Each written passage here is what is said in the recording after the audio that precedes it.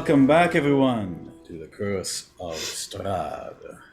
Now, last time on the Curse of Strahd, the party has discovered the corpse of a mercenary from Talmadgen's guild. There it goes. At the moment, it seems that she is pretty dead.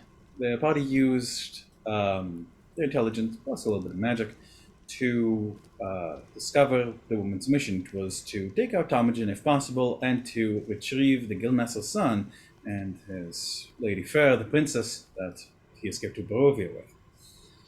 And it seems that the woman was supplied with a powerfully enchanted earring, one that would allow 3 people to leave Barovia. However, it seems that the woman has run afoul of some ice trolls that ate her face along with the earring and then buzzed off. The party was discussing whether they'd want to pursue this or not, but it seems that they'd like to push on ahead to the Amber Temple. We will resume the session now. Can we see where this... how far away was this cave? I mean, because it's not really on the map. So you guys haven't actually attempted to check it, I don't believe? No. I remember I kind of climbed up in the tree, and that's how we saw the cave. That's how we know it's there. That's what you mean. How far away is it, roughly? I mean, it's... By rough estimation, about 3 to 4 hours of travel, maybe less.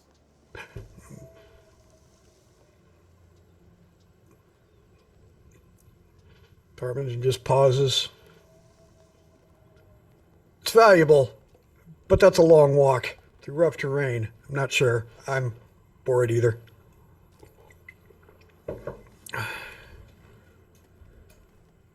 I feel like we're going to be in the shit of it no matter where we're going at this point up here. So it's a matter of 4 hours through here or backtracking all the way up when we realize we might need it for something. As much as it sucks, we're in the best position to grab it right now. If it's from my guild, it's probably legit. Which I'm assuming on history that's an accurate statement. Mm-hmm. I would assume it's probably legit. So, from what you know 2 conflicting factors. This ring supposedly let people come out of Barovia, and escape from Barovia is escapable. The guild's pockets are deep, and they have connections to even as far as they for magic. You don't know for sure that would work, but if anything is worth a gamble, this could be it. Yeah, basically, knowing my mentor, he doesn't send people on one-way trips. You don't see a reason why he'd send somebody else if he didn't think it would work. Okay, all right. It's not like he'd send them knowing they'd be stuck. There's easier ways to get rid of annoying subordinates. Okay, yeah. All right, yeah. Yeah, he's like, it will work. I'm just divided. He kind of smiles. I'll go home when Strahd is dead. I say continue. Leave the bauble for someone else. When Fest goes over and just sits down next to honor him. Like, says vote. I trust them with my lives. If they want to go, we go.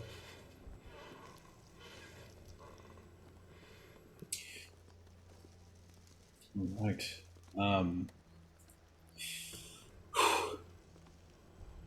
Mr. nods in agreement. I'm with on. Long as the vampire is alive, and breathing. Well, not breathing. Well, not alive. You know what I'm getting at. Until he's dealt with or we're dead. I don't see the point. Although, Zilla raises a good point. It could be used as a bargaining chip.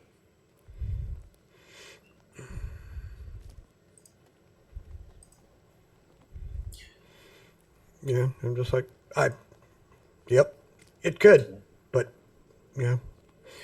Varys, what are your thoughts? I think that we need to keep moving and come back here if we need it, but we got fish to fry. It sucks, Duncan, but yeah. Sorry. Duncan nods. No, it's fine. Duncan nods and says, "Well, I haven't been in the spot with you good people quite long enough for my opinion, to matter quite so much. So I do believe I will abstain from voting at this juncture. Sorry for my verbosity. I was a professor, you know. All right, let's go." I hand him that short sword, and I go, "This is probably valuable. You might be useful for it, because I don't want to just throw it away, but I'm not going to be using it, so." Sure. This I is. think This he is to can use it effectively. Yeah, you're giving it to Duncan. Yeah. Right? Unless somebody else has a use for it, I think he's probably the most in need of I nicer don't believe weapons. I don't believe it was identified or detect magic done. Oh, I don't know. Either way, In that he case, will, I'm going to hand it to honor him. I'm like, here, this is your specialty, and he can do it faster anyway. So yeah, as we kind of clean up and mount up, I'm going to ask him to do identify on it. All right, that'll do. One question: have we slept? No, I don't think so. I think we're tired. You want to? I mean, this is close to trolls, but What time of day is it right now, DM? let me just check. We had a long rest. No, we had I a believe long you guys rest. did the rest. I believe this is the morning. Yeah. oh, okay. We'll Well, that just makes a take big difference. It's about tapped. it's about 9 a.m. or so. You guys are just Okay, beginning yeah. to kind of like reascend to to where it's starting to get colder, but like not so cold that you guys need like your to take any particular steps yet. Gotcha. Okay. I think with that, we're going to move to the general map. I'll just move you guys one step along. And Anam, are you identifying that swordy sword? Yep. Certainly. This is a. Let's see. No, it's not this one. Not this one. Let me see. This is a vicious scimitar. Yeah, sorry. This is a vicious +1 short sword. Essentially, it when dealing critical damage, it crits on a 19 instead of just a 20. It crits on a 19 and a 20, I should say. A simple, serviceable weapon.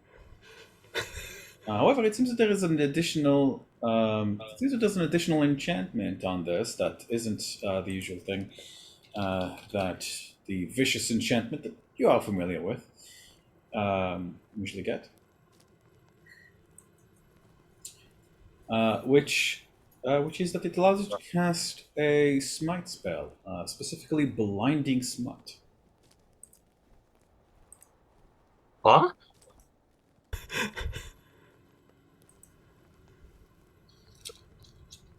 I I point over at the Scylla and I go, "That looks fun for you." Well, no, so, It's a little light and fancy for your style. I realize that, but you know. it's not bad. It's not bad. It's just, here's what I'm. I have my own smites. I don't need it. Well, I don't.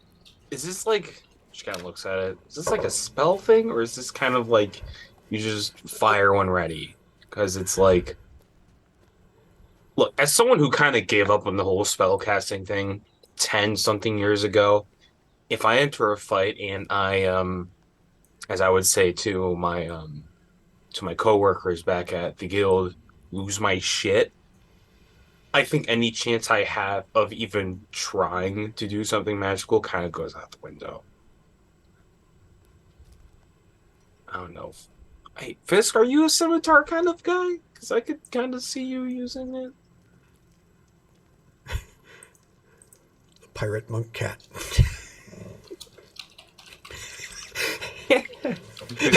We should give him an eye patch too.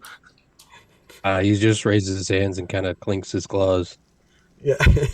Yeah, right. No, you got the weird spear hand shit. Wait a minute. Short sword. Well, you've got two scimitars essentially, don't you, Eric? Varus? With the I have that this, bow.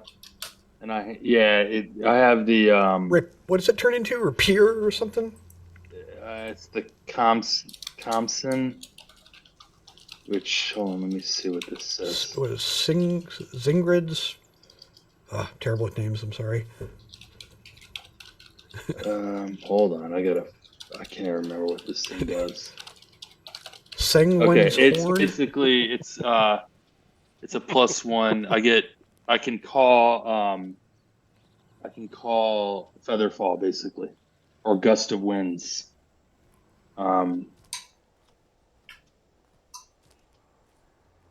That's what this thing does. We can figure that out later. Darmington puts it in the bag of holding. Yeah. Unless somebody wants it right now, let's just put it in the bag and not. Yeah. Is it like It's like we- is it like innately magical, or does it only do the smite thing? Because if it's like innately magical, because like I got a silver longsword and I got this weird axe flail thing, little shit.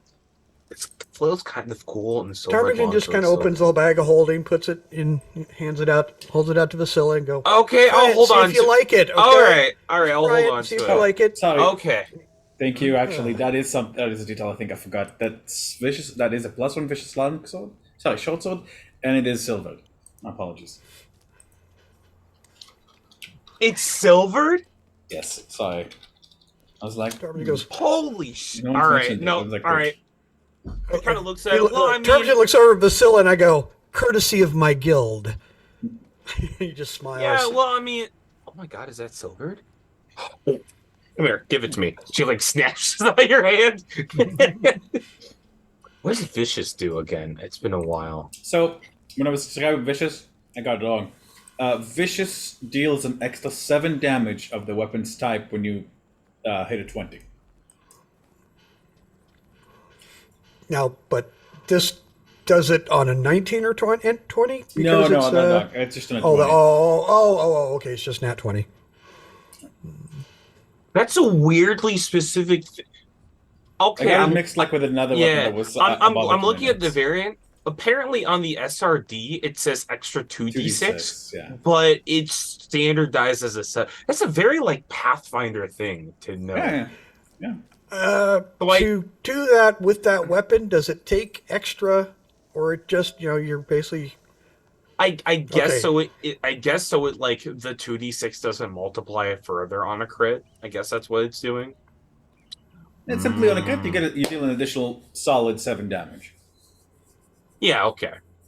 In addition to, and it's a +1 sword, which is silvered, and it has Okay. that blinding smite once per day. Yeah.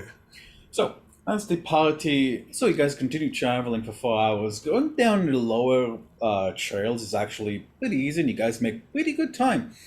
Now you guys are on foot. You don't have your horses. You guys sent your horses back, I believe, with Milivoy and Darodia. But you guys are now, as you guys arrive on the folk and begin ascending once again, it does start getting cold, and I'm going to assume you guys all switch to your cold weather gear. right. Yeah. I put my hood. I put on the Uggs.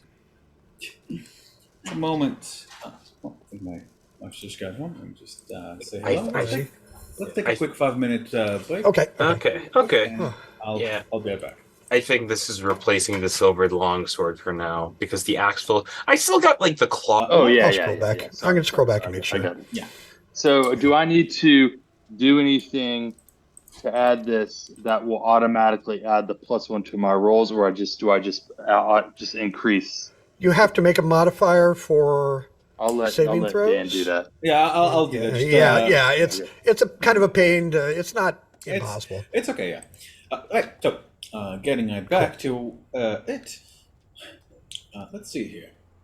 So, the party has arrived at this much colder area.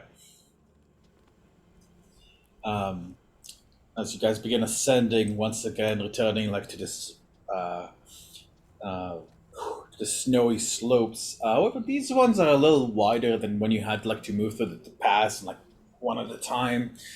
And for the moment, because the winds were coming this way, it seems that now they're not trying to push you down the cliff. This is still a little slow going, but you guys are making a pretty good time.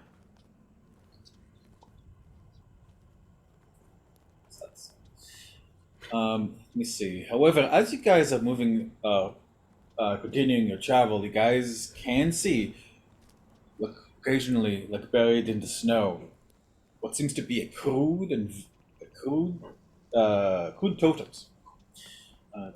These seem to be made up of skulls and the faces of leering demons. One shape in particular, can be seen, almost like a theme. That of a fat Scottish bat, Oh, usually on the head of several skulls. I can English, I swear. This close gonna come real handy, or gets killed. I don't know which. all right. We're on the right path. Yep. Not surprised to see those at all.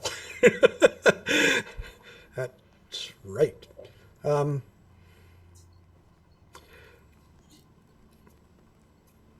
Who's with us? Give me a. Why don't you give me a history check? Let's say honor him. Yeah. Oh, sorry. I'll take Honor one. him. Tom. Pretty much everybody who was in the windmill, Oh, which I believe yeah, I would hope so. includes Yeah. Vasilla. Oh, yeah. Oh, you gotta be funny. I don't remember her being in the windmill, but I'll take it. No, I said precludes Vasilla. Means I thought you not said you. includes. I was like, damn. No, I was no. like, shit. Oh, really? you missed I'll that. take You it. missed that whole that whole thing. 1917, Hags. 22. Okay. The three of you recognize this imagery, although it does seem a little different in form. You saw a figurine very much like this in a mini shrine at the windmill. Thoughts? Let me. Yeah. The one whose name we know.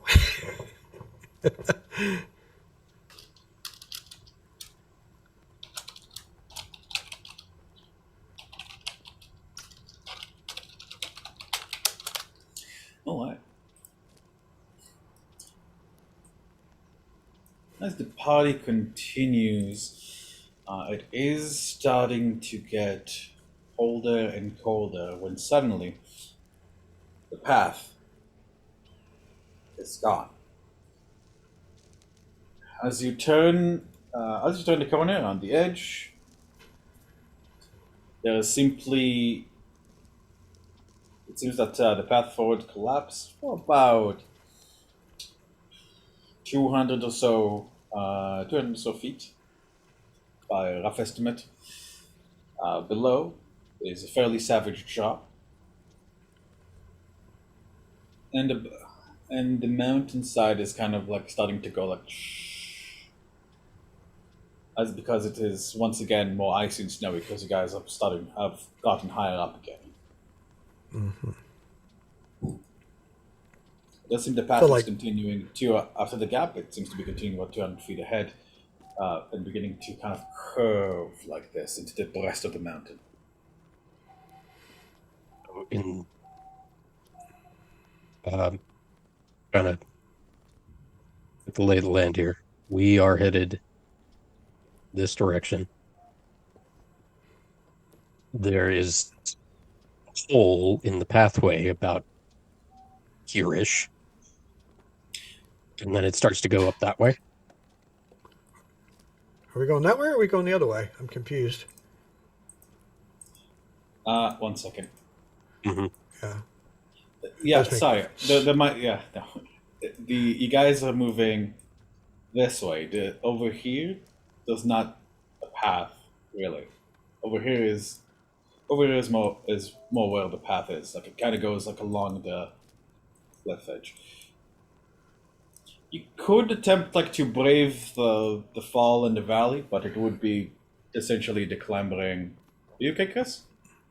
Yeah, I'm just trying to, because I had it in my head. Remember, we saw those campfires, right? Yes. Okay, we left those. Map wise, I'm under the impression that that's where we just came from. So that's what was confusing So me. where you Because I've guys got came an from? icon on my. You Yeah. guys came from like here and here and here, and you Yep. guys like saw Okay. the campfires from like a high point, and I think it was like around here. So what you're seeing is essentially like technically like you guys are kind of heading back, not the way you came, but you guys are facing the same direction that you came from. If that's what's confusing you. Okay. All right. All right. So geography wise, we know that we saw fires at this location earlier. For geography wise, Or you light. guys are yeah. From geography wise, you guys are aware that there's like some kind of encampment at least over here, if not a settlement. Okay. What does All this right. direction look like? You look up, sheer ice walls essentially.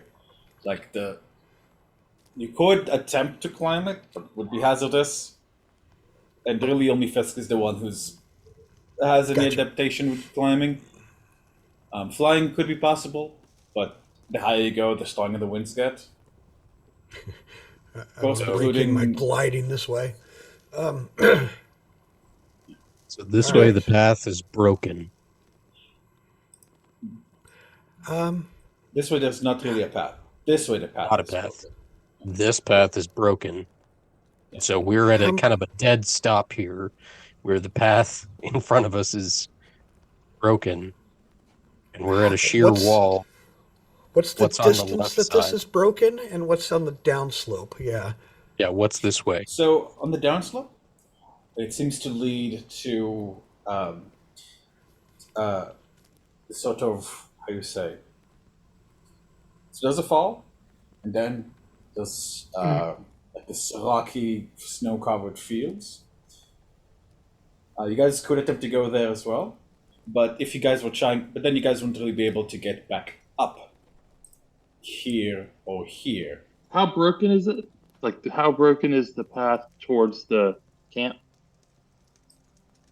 So What about are we facing? 180 to 200 feet of the path, like is that size of the gap. We ain't running fast and leaping. Let me put a Gotcha. pit Gotcha. here Gotcha. so I Gotcha. can put a pit here so you guys can see that right here. Right. What does broken mean? I guess is what I'm trying to figure out. Essentially, if you walk forward, you will fall. Oh, It's a rock slide. Took a oh, I whole see. path out. Yeah. It goes path, Nice. no path, path. Exactly. Like, Yeah. Um, that's the way we want to go there, right? Everybody. uh, we either try and get across it or we go down. That's a long way to try and cross, is my thinking. Unless you guys know something I don't know, I've got no way. I can hang glider across maybe, but that's just me. And it's 180 feet. Yeah, it's 180 and 200, so it's like hard to judge because it's like a bit curvy. So Where's, it's like, where's the drop? let me think in 8 for a second. The drop isn't actually that bad. It's about uh, 80 feet or so. 80 to 90. It is onto snow-covered rocks from what you've seen in this mountain. But if you could slow yourself, you shouldn't come to any harm. The main problem would be going back up. Yeah. Then if we do that, we might as well just try to go up this cliff next to us. It's the same thing. Duncan, you have your flying horse. I do have my flying horse. Thank you, good sir. Although the technical term is a Pegasus. Sorry, it's important to be good, specific with the technical details. Now, let me see. Wait a second. I thought we left all of our horses went back to camp. He conjured it Or after that happened. Exactly, my good fellow. Yep, I yep. think it was just for the sake of Ben, I don't think it was a horse. It No, was it a was a griffin, hippogriff, wasn't actually. it? Yeah, Griffin. Yeah, Yeah, that's he's right, got it was this a griffin. badass. or He's something. flying along on a griffin next to us, Mister Fancy Pants. This the fancy pants is a good name for a hippogriff, actually. I will consider it. Thank you. I suppose it could certainly fly us all. Although it will take some time one by one. All right. You have a choice. I walk out, and Yeah. I'm gonna before they start the whole process. I look at Fisk. I'm like, "Shall we go first and make sure it's safe?" First. Alrighty. And this will Fisk will take what rope he has and tie it around his waist and hand the other end to Bassoon. We are obnoxiously close right now. Wow. I got you, buddy. And then hop on the hippogriff. And It only looks at you, like back at you. That's a mythical sight. Watching this happen. Tarmigen's gonna. I assume I can use this cloak to glide down safely too, right? You could use it. Yeah, essentially. Yeah, yeah. I'm Well, flying next in to an him. area of That darkness, way. so you. Oh in wait, an area of is it darkness. dark yet? Is it Not dark yet. It's Okay, guys have alright. been traveling for about, let's say, 5 hours, so 9 to 10, 11, 12, 1, 2. It's about 2 p.m. right now. It's not quite yet. Even for Barovia, it doesn't get dark quite yet, especially this. Oh, okay. I have because I had no concept what time of day it was. All right. Yeah, I'm gonna help. I'm gonna help Bassoon and kind of stand right at the edge and let Bassoon be the anchor then. Right. So, just to paint the picture, Bassoon is holding the rope that Fisk is Right. tied to, and Fisk is on the griffin and is intending to fly out.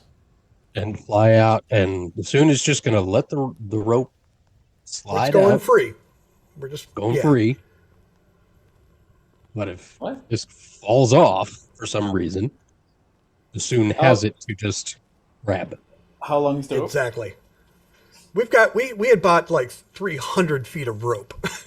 Between all of us, We will do whatever we need to So you keep guys this like, line okay, on so you guys Fisk. take some time Yeah. to tap the ropes and everything. Gotcha. Yes. yep. Yep. Bassoon's like secure, like actually ties it around his belly, like just to make sure.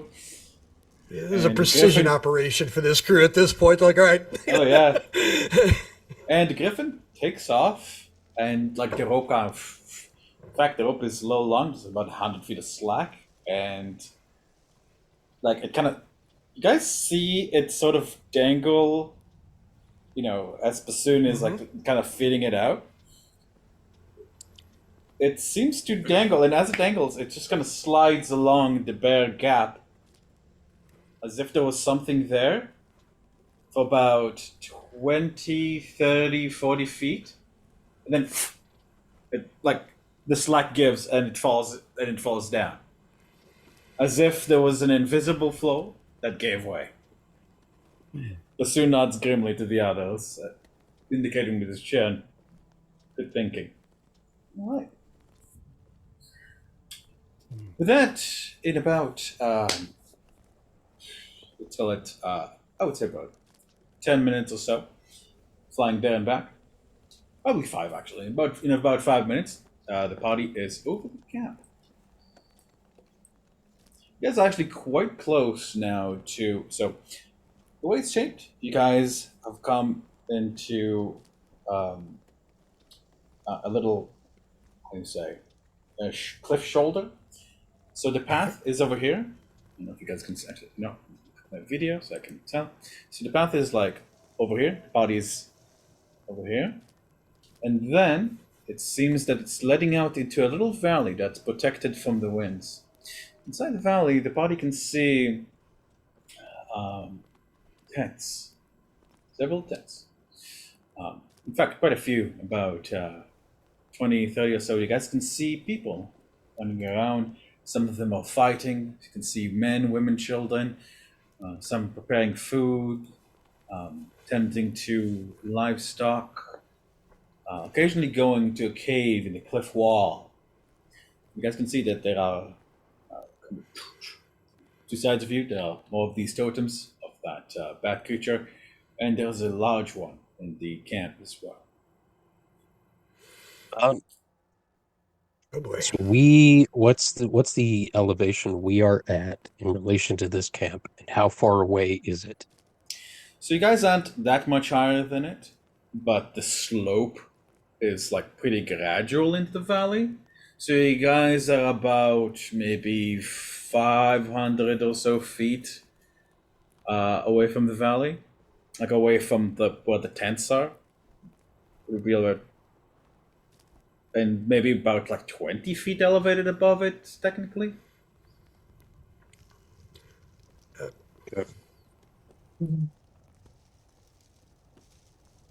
How high is the? Do we recognize? The cliff above you? Mhm. Let me just check. So the cliff above you is about, let's see, 140 to 150 feet tall, and kind of goes like this. And from the way you guys have seen, the mountain is usually like that, like where it goes like this, and then like does the path, and then like this, and then does the path, like a hungry giant like took a spoon and used it to carve the mountain. Do we recognize any of the like? Have we seen this type of people before?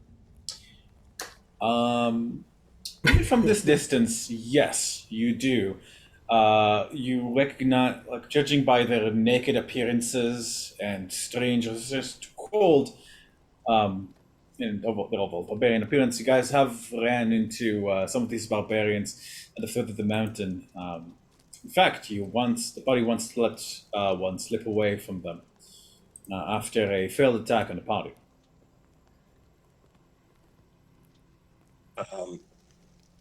And about how big around is this encampment? Like, what's the diameter of it? Good question. Let me check. Yeah, I mean, this is. I'm assuming way smaller than Kresk, but not small. Oh yeah, way smaller than Kresk. Yeah, but maybe like the blocky camp that we got to. Let me see. You count 1, 2, 3, 4, 5, 6, 7, 8, 9. You count about 9 tents, although they are fairly large. In radius, it's about, you roughly estimate, about 180 feet.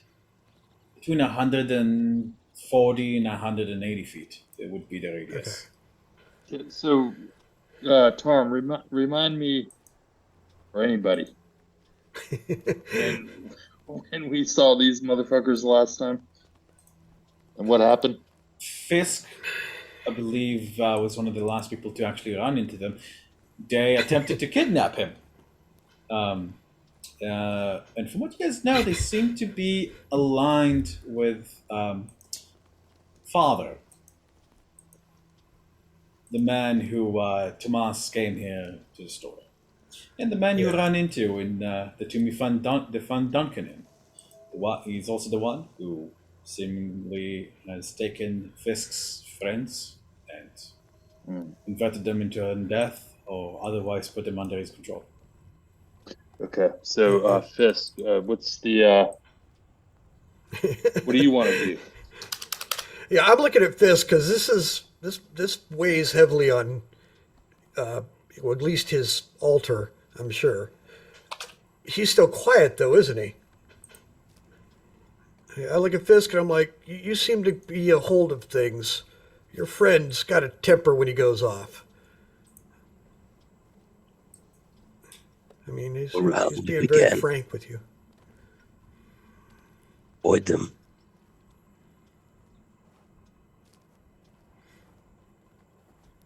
We look for Strahd. We can See the try. way to destroy him. Does anyone see a way around this camp, or do we need to go back over that? I mean, is there a way around, or do we have two choices: go back to where we just came from, or go through this camp, or skirt it? So, give me a perception check. Yeah, Term is trying to figure out, can we sneak through this camp? I mean, he's From where we are, Fisk on the other side, looking down at this camp, if we keep going and skirt around, yeah. and we just go around them Yeah, can we entirely just from the higher literally elevation. sneak? I mean, So, let me see here. The way Essentially, that what I'm looking at is the party just follows this higher elevation around. so that's Right. Andrem was asking about that. He was asking how how tall the cliff face was and how it was. Basically, I was explaining how it's constructed, and it's like it's 150 thing tall. Probably would be pretty difficult for the party to get to, even with the flying mount, because the winds get start like the winds are already starting to get pretty rough, and flying up like that could knock you guys down. However, if you're looking to go around Father's encampment, yeah, I'd say Varys with that perception check, you're looking around, taking nature into account, and you do think you see something you could use here. You spy what seems to be. So the camp itself kind of is dominating the path, like the path literally goes through it. However, instead of going up around it, you could attempt to move below it, as you spot what seems to be below you guys. There's like a small cave that's kind of hidden. It could be used to attempt to kind of mount a sneaking operation. You see the cavern over here, and then on the other side you see another cavern, and it could be that they're connected. These two caverns. So spy one that's kind of like beneath you guys on a little out peak, and then another one on this side. It's on the other side. Seems like I mean, and how many of these people are in this camp right now, roughly, that we can see? Hard to tell. Maybe around there are big tents. You can't tell how many people are in the tents, but just by the estimate, you've seen about 12 kids, 7 women, about 15 men that you can see. Occasionally, Okay. one, somebody comes out from a tent and goes into another one, or places somebody else. How big is the cave entrance? Guys, there's a cave entrance over here. Maybe we should at least go check it out. Is it like yes. us troll size? No, it doesn't seem to be. It's in fact a little small. It's in fact a little small. I vote we find trouble on this alternate path. I don't want to move through a village and kill families. I've kind of had enough of that sort of thing. So Fisk and Tarm are on one side of this gap, and the rest of the party are on the other side. Oh yeah. So We all flew Varys over. is seeing this cave. Yeah, we all No, flew you over. kept coming. They all came We're over. all over. Yeah. Over. No, we're down. We're down. We went down to the valley. No, you guys went over the gap. You guys haven't entered the valley. Either way, but anyway.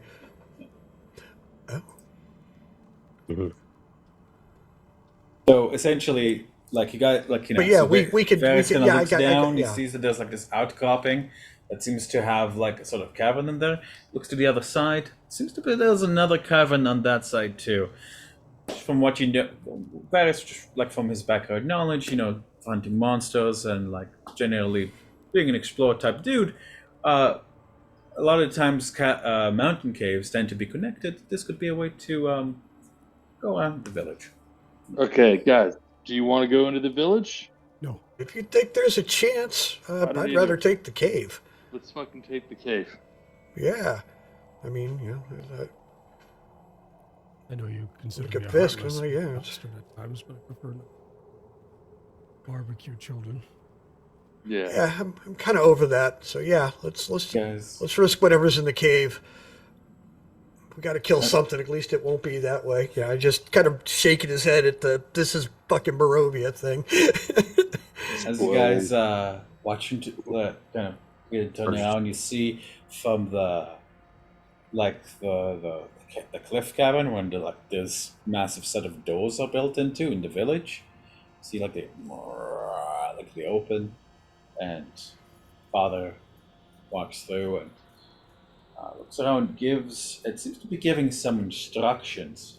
You see at his side like these two like hulking undead, and it seems to be giving Push some. the griffin down and grab Tarm and pull him down. Yeah, Kind of tuck down behind the ledge. Oh, Signal the rest. yeah. Bassoon also like drops, putting hand on Duncan. Like I say, what is that? yeah. And um, he points to three women and one child, and they obediently move forward, like they don't just bow, like they throw themselves to the ground, like almost like they're huddling, but not together. Like that Japanese bow, like I think it's called the geza or whatever. Like they're literally like on the ground, like a pill bug, before him. Then he smiles, touches Prostrate. each of them. Thank you. Touches each of them in turn, and they Yes, it's the rise. same word. Okay, yeah, that's what I was thinking. I'm like, yeah, it's not yeah, I part know. of- I was like, yeah, it's like, no, yes, it's the same word. Immigrant moment. Sorry. No, and it's okay. Just think about the exam position, prostate. And it doesn't touch them there, but they get up and follow him. And for a moment, he pauses, and he looks at the cliffs on the side, and his gaze kind of goes to where you guys are, and holds there, and he goes back inside, followed by the two hulking and the massive doors close again.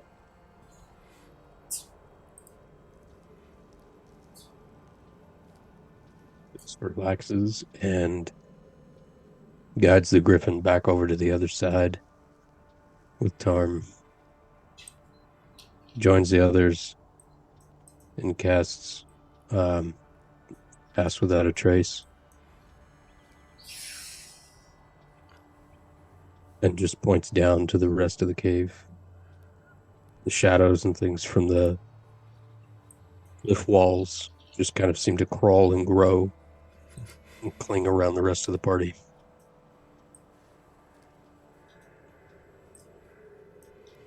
Alrighty.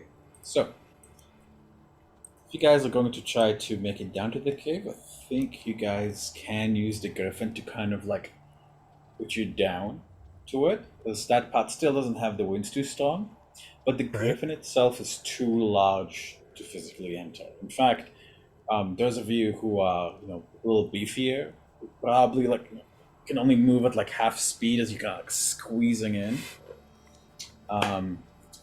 And we'll ask if you guys are okay taking a 10-minute break. All right. Naps. All right. There he is. So yeah, 3, 2, 1, we are back.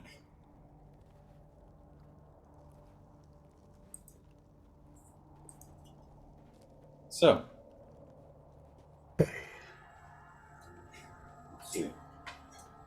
As the doors close behind Father, as he walks back in with his undead and his chosen, there's 2 women and that kid, and party leave, and the party spotted those little cliffs, those little caves.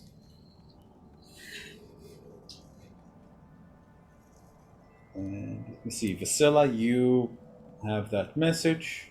If you want to act on it, up to you. If not, I'm going to assume the party is using the Griffin to go down the caves. What? What can I see from where I'm at? I'm assuming you're referring to the village. Yeah. You can see. So this, you guys are some distance away, so mainly you guys can see like tents and like shapes. And you guys can more or less like tell if people look by size and stuff. But I believe that you have fairly sharp sight. So like, go ahead and give me a perception check. Mm-hmm. But the rough outline of what you see is like this little collection of tents, about 40 or so people, and like these gigantic doors that are hewn into the side of the mountain.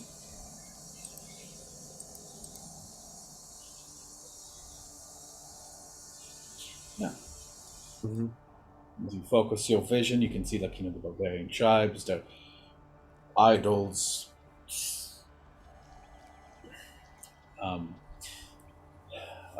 You spot like the tent, like where it seems they keep their weapons and like where most of their warriors are, judging by the fact they have like this bloody training around there. In fact, as you watch, like there seem to be undergoing one of their toughness rituals. Like one of like 3 of them are just beating a younger man, like, and he's just standing there like this, like not even really defending, just taking the punches and blows.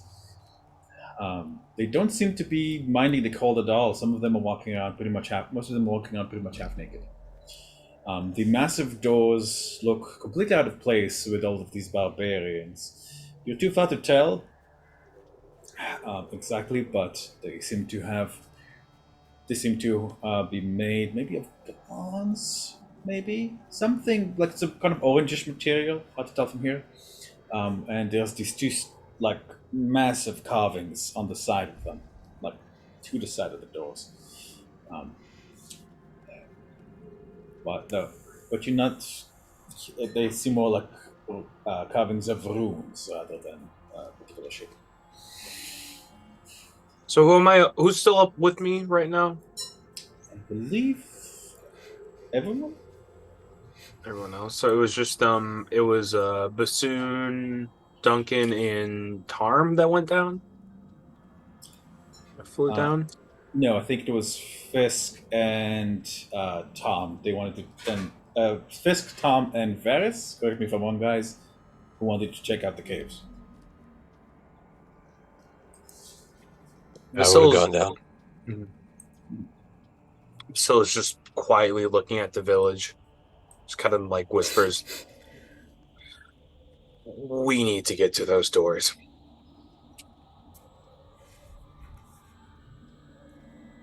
The doors. This arm's been taking me entirely to the temple, and it's the reason why we got out of that blizzard in the first place.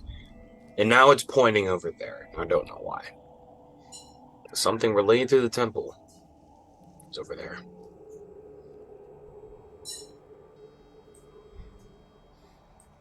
I don't know what it is, but maybe there's a reason why they're set up outside of it.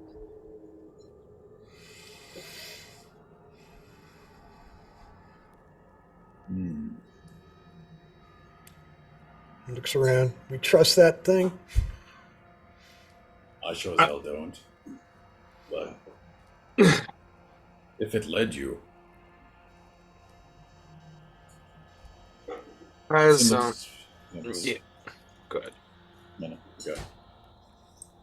As someone who's tried to talk this thing multiple times, I can assure you it's dumb as a bag of bricks, but if there's one thing that this spinely piece of shit wants, it's to get to what it thinks is home, I guess. And without any doubt, it's it's eyeballing that door right now.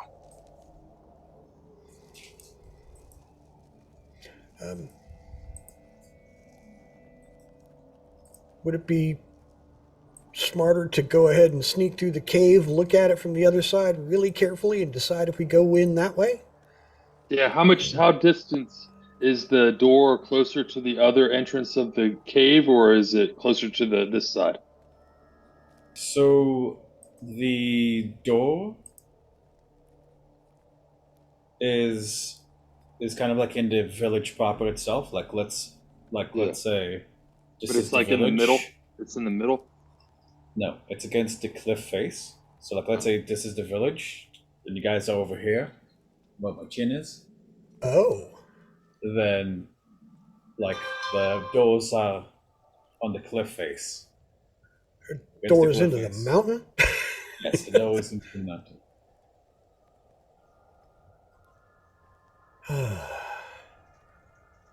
So going through this cave has no benefit unless we're trying to not go to this into the village.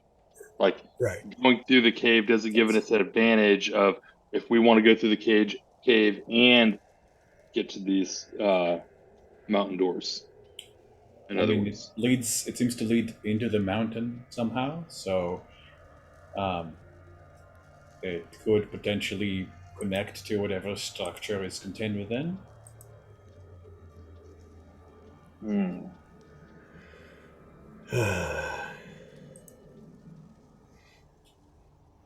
You know what? Let me do this. Trying to figure out how to. This is how you do it. Okay, so this is basically what the doors are looking like. What the doors look like. What the hell is that? And like the encampment is like all around here ish. And you guys, so like this is kind of bigger than it looks. So you guys are like over here, overlooking like the encampment over here. If that makes sense. And the cave entrance is. The cave entrance isn't really visible on this map. The cave Exit entrance is cave exit. So there's another what seems to be another cave on the opposite side. So not where the village is. Let me put it to you guys over here so I can explain it a little bit better.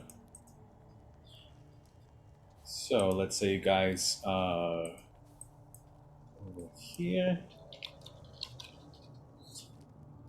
And the cave is... So let's say you guys are over here, like where the little party token is. You guys can see it? Yep. See a And couple other then- tokens. Huh? Can see a couple other tokens here. Let me zoom out. Oh, these are just wandering merchants. Pay them no mind. Okay. They're just Sure. very, Wandering very merchants. lost. They're very, very lost. What's the AC of those wandering merchants, mind you? 25, I think. Fucking They alright. need a new business plan. We I sell mean, boulders that's and why they're away death. from each other. They're not talking because one's mad at the other for getting them to fucking Barovia. So, can you guys see this little cave entrance there that I made right here? Mm-hmm. Yep. So, Okay. So this is essentially what you guys are seeing. Like, if we fly down or get down somewhere, and then imagine the image is flipped around, and on the other side, right? Like you There's guys another can see- cave that's. Yeah. All right. So you got and those of you with some caving experience, it's a big mountain, but potentially it could be that these caves are connected somehow. So we could go through the cave and then maybe never have to enter that village.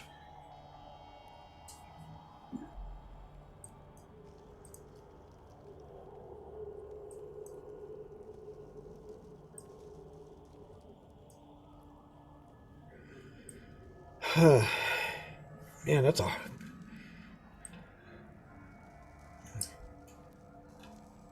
Okay. Yeah, no, I hear you. Still a decision. No, definitely. soon as going to stoke his chin and say, well, let's just see what we're here for. Find that Dambo temple or whatever, right?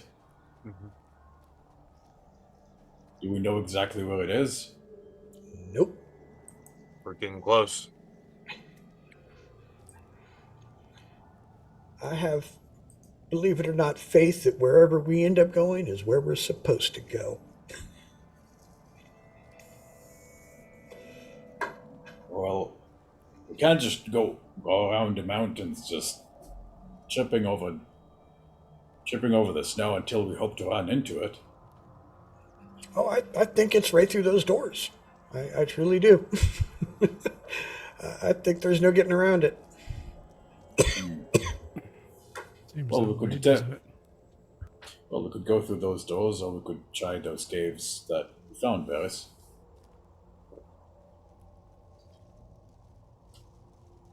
Varys doesn't care. So if I've got two guys in this party who seem to have some kind of connection with this village and the people in this village, I think that they need to make the decision for the party of whether or not we need to go through this cave and bypass it, or we need to go handle some business in this village. Soon looks to the two guys.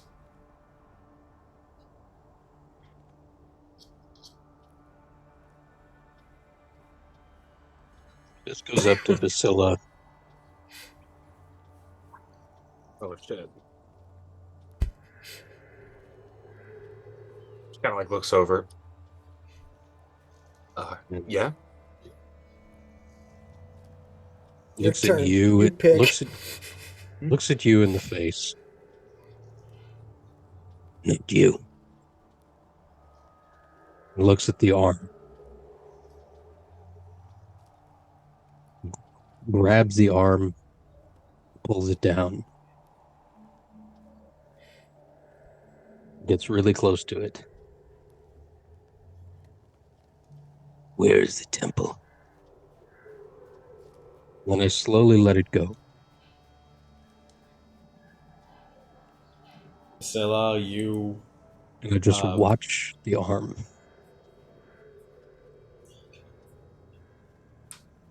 Scylla. So it doesn't seem like the arm is acknowledging, per se, but being not directly at least. But you're attuned to it. You have ears. You hear the question. And you feel like the arm is kind of like moving based on your subconscious. Oh. Do you allow it to, or do you? Yeah, she'd be one of those idiots that like fall for like a hypnosis type guy. So yeah, it works. They'd be like, your arm is raising. She's like, what the fuck? Yeah, that'd be her. So take me away. It seems to simply like it kind of causes Vasila to lurch a bit towards the direction of the Oh doors. fuck! Yeah, it's still the doors.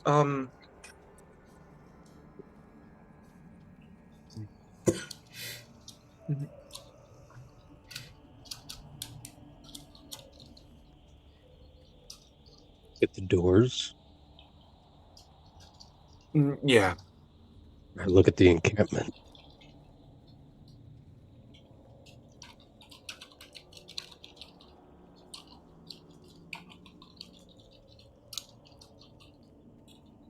Is there any detail you're looking in particular for at the encampment? Sorry, it seems to be pointing towards the doors specifically. Okay. The other side of the cave entrance is closer to the doors than the cave entrance that we're at. The other side of the cave entrance. So I think, if I'm understanding you correctly, like you're talking about like where a potential exit might be. That? So they're about equidistant. Let me just move this token here. The doors are about like here.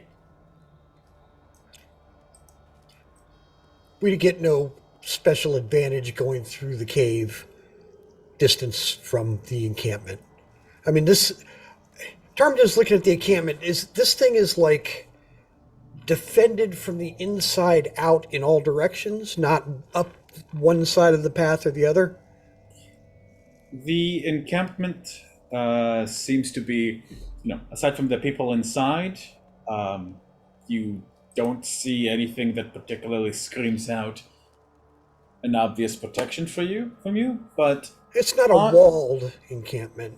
It's just it's not an a open no. encampment. Yeah, it's Yeah, fairly yeah. open. Really, the natural walls of the valley kind of make it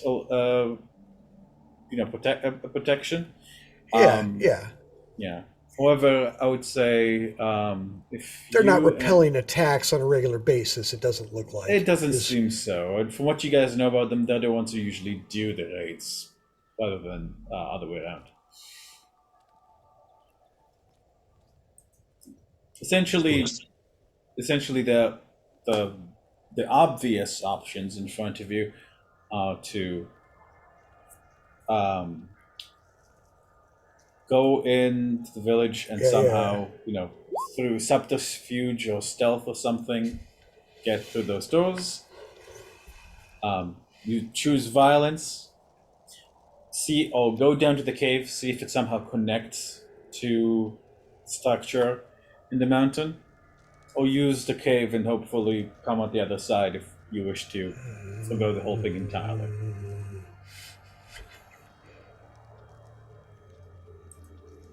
Just looks at the encampment and turns around, turns his back. Go to the cave. Go around. Maybe the temple's underground. Hmm. Do we know what the temple looks like?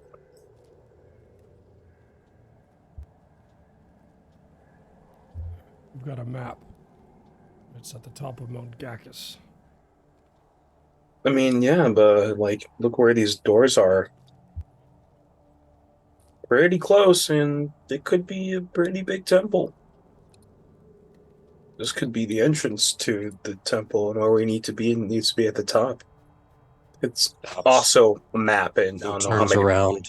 Hmm? Just stops and turns around. Goes to Priscilla and reaches up. Oh boy. Just gently grabs her by the back of the head and pulls her down to his level and looks her eye to eye.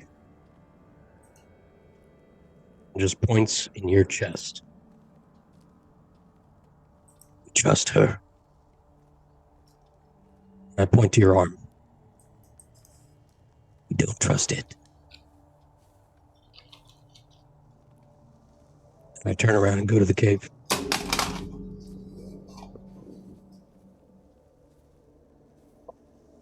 It's tense. I know where I'm going. Follow. To the cave. Yep. All And right. Tarmagin turns to follow Bisk and Yeah.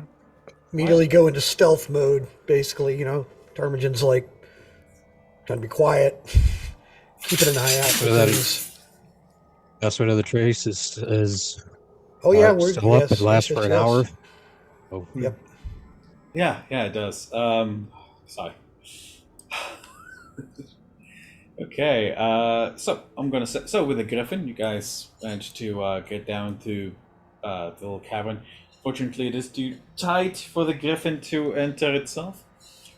But you guys have no issue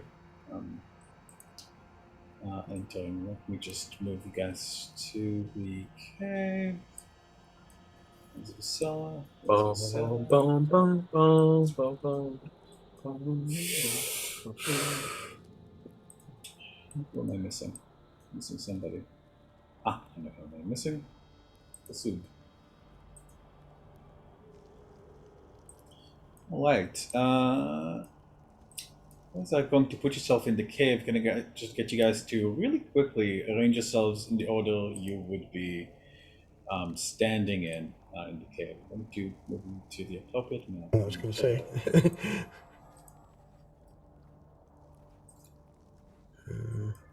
Oh, okay.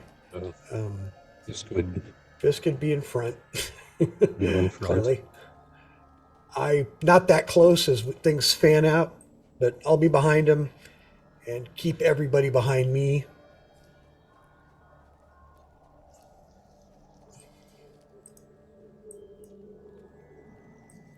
And I'm just watching Fisk as close as I can. Are we stealthing for this? One of the If you're stealthing, you need to roll me a stealth check. Please, guys. Absolutely, yeah. Otherwise, I'm going to consider you guys not stealthing. I'm kind of good at those. Yeah. Yeah. one of the first things that I'd be looking for as we even get into the entrance of it No. is Oh, honor him. I could give No. him my cloak.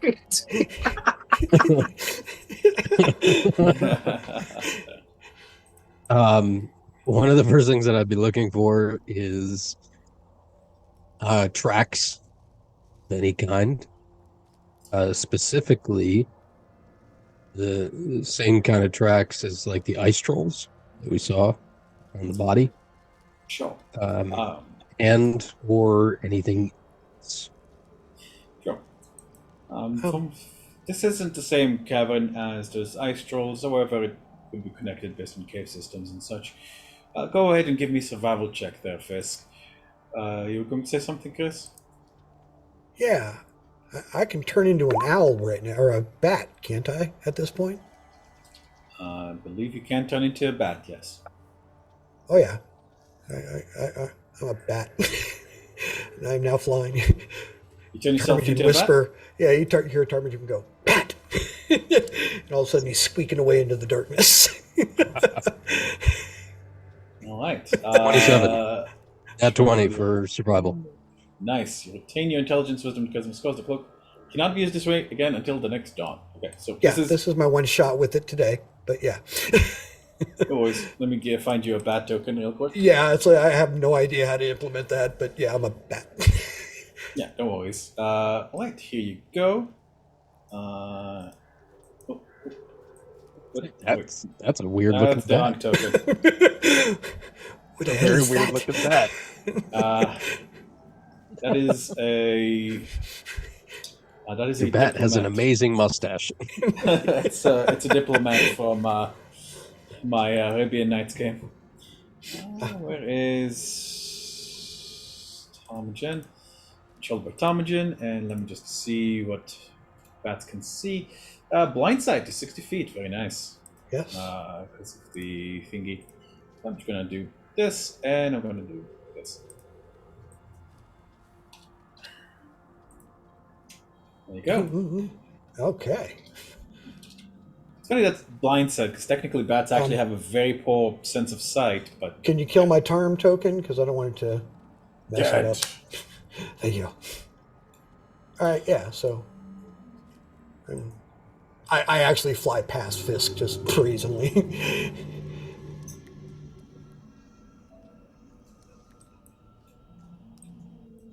All right. Lighting. So please try to move yourself just a couple of squares at a time, so that I can, distract you what's happening. I'm just kind of... The inside of this cave is extremely, extremely cold. Look, however, you are protected from the worst of the winds. So, there's just soft stuff here. Looking at the ground, sniffing the air. What do I pick up as we enter? Yeah, give me a perception check there. Oh, sorry, I forgot to tell you survival check. I believe it was to see if you could find any troll tracks. No, you don't see any troll tracks immediately to you. However, you do see other types of tracks. There's large humanoid footsteps leading from the inside of the cave over here. And over here. Here and there, actually, it's frozen, but your sharp nose, and perception check is gigantic, sharp nose picks up the smell of feces of some kind, still fresh-ish. Yay. It seems to be coming from this drop over here. All right. So I see what my token sees, correct? You see what your token sees. Over here, there seems to be several frozen corpses reaching out from the wall, and as you guys move along, like their heads, you see the blue fires inside their eyes kind of turn to you, but for the moment, they don't move or make a movement to antagonize you. To the rest of the party. And The humanoid footprints. Extremely large.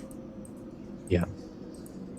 I just quietly point down and just kind of outline it with a claw for the rest of the party and say, "You might use these caves."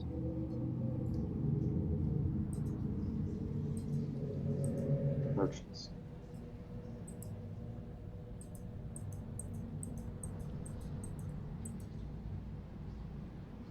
Um, Don't get me soon. Come on. Sorry, it's just something about this place is giving me chills. I'm not talking about the cold, although that is also giving me chills. Away from the walls.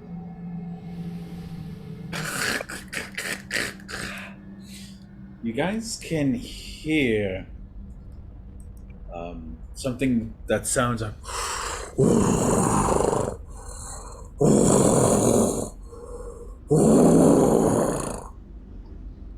echoing from deeper inside the cave. Like the world's largest, fattest dad snowing away.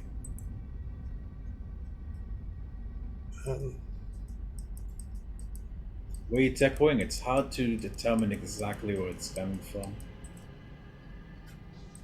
is it getting louder as I go where I'm It at? is getting louder as you go here, yes.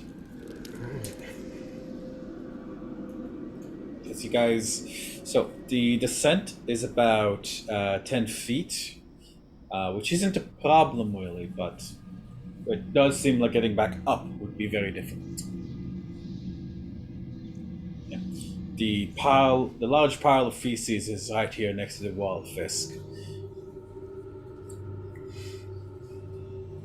It's being a meat eater yourself, you recognize it does seem that this came from things that eat meat and bone.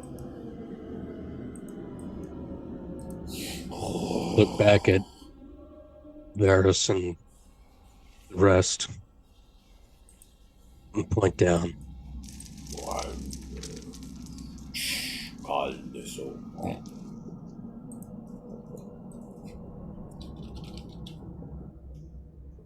Guys can see what first seems like some kind of mound of ice and snow rises up and down. You guys realize these are two gigantic bears, white and with ice jutting from them. However, at the moment, they both seem to be asleep. Although now that you've come here, it's you guys occasionally hear like echoes of someone speaking in a language you don't recognize.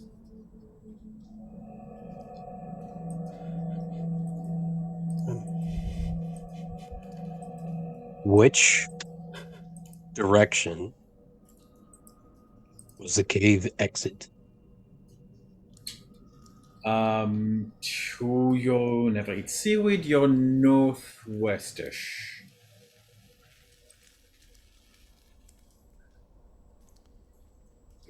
You guys just kind of see So- Tarmage stop, doing his best to This hover. way. This way would be the exit. This direction. Yes. Seems to be. Yeah, so there's a gap, and then there's an ice wall across the gap. Inside this gap, you see these polar sleeping. Over here, a sound catches your ear. Seems to be like a smaller version.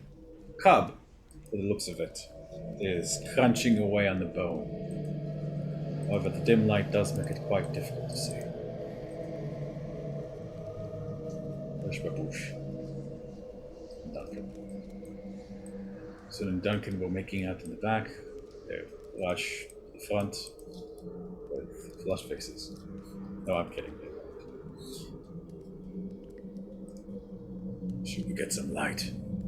Soon asks, lighting his finger on fire.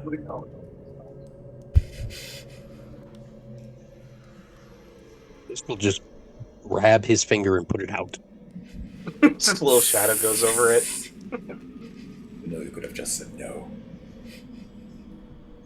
There are. I'm lowballing here. I think those are polar bears. They don't look like normal polar bears. Because we're in fucking Barovia. Do not light anything right now. I think so. I think you're right. Can I kind of look over and double check to see if these line up with any like monsters or like a monstrous variant of like a beast I would know from either Monster Hunting or Druidic knowledge? Absolutely. Please, I'd like you to give me a nature check. Nah, fact, shit. Varys, you may as well, being someone who is... Wow. Yes, get those 20 out now. Upon a closer look, it seems to be a very big dog. Let's go pet it. Yeah, Varys, that is a polar bear, and it has ice coming from it. As far as you know, that's normal, right? It's like when you walk Here out. we go to after- lick an icicle off it. Just break it off, chew on it. What's up, Doc? Judging by the presence of a smaller one, which seems to be a cub, and judging the fact that it's eating, and that you guys just went through just next to a huge pile of shit, that's probably theirs. It seems that they are probably there. However, you're right. They do seem to have absorbed or somehow been altered by Barovia's strange climate. But then, Vasilla, you remember that there is a species of monster that seems to bring out the ice, like this icy primal magic in beasts and other creatures that it adopts or uses. That creature is an ice giant. Now, of course, this could also mean that that these guys ate an ice giant, or had pieces of ice giant, or that an ice giant used to live here, or something. But you do know that, like, judging by the way their breath isn't really frosting, kind of shows you they're not hot on the inside like most animals would be, but they are still living creatures. They likely have some frost-like abilities. If you have a specific question, because of that natural 20, you can go ahead and ask. Would we feasibly kill an ice giant? If you yes, if you snuck up on it, With a Ice vicious giants are- scimitar, it's just. ice giants are vicious creatures and powerful to boot. However, they're not invincible. And being with the people you are with, it's it's not a fight that you'd want to seek out. Ice giants are incredibly dangerous, and if possible, they're best avoided. However, they are also intelligent and can be, and there are accounts of people reasoning with them, although they are greedy to boot. Good thing with a million magic items. See, Vasilla. From past experience, who in the party does not have dark vision? Duncan doesn't seem to have access to abilities. He's kind of like hanging onto Bassoon's shirt. Bassoon's helping him like to kind of move along. You know, this must be very fascinating right now, but I can't see shit, so. I can actually Um, see this Yeah. happening at the Yeah. range of my vision. It's insane. I know what they're because of the. I just wiggle a little bit, and I'm up here like going, "Oh my god!" Yeah. You see, see for Disc those. seeing Duncan struggling in the dark. Yeah. Will those with dark vision see him reach out his hand, and the shadows seem to get darker around Duncan, and then kind of pool up into his face and into his eyes, and then he slowly blinks and starts to realize what he's seeing. And I cast dark vision on Duncan. Oh, good Well, heavens. Oof. why, thank you, my fairy friend. What a And felicitous occasion. then you just see Duncan just sees faces and grins. Pinch his lips. But, I grab up at Honorum and I pull him, kind of pull on his shirt, kind of bring him down, and point to the bear. Kind of make a motion up and over.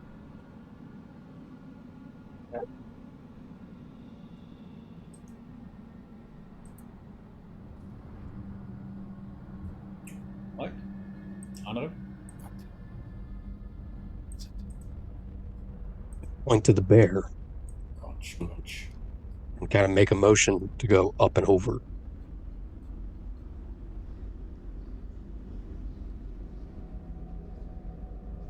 You see Lucilla as in the process of her like understanding information. Even in this frigid cave, you see a bit of a nervous like bead of sweat comes down. And for someone who's kind of been very much on the reactionary side for a lot of this adventure, this is like an intelligent level of concern she's showing. You see her mutter like an unspoken fuck.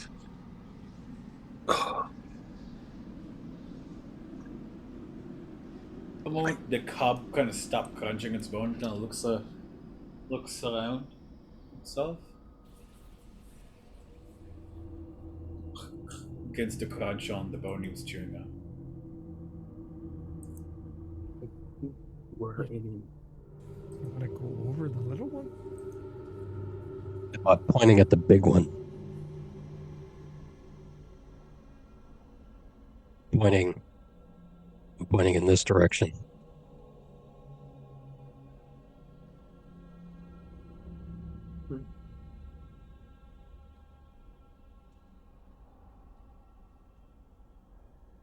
Or to where?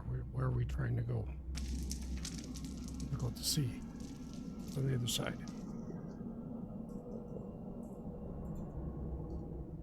It is generally that direction.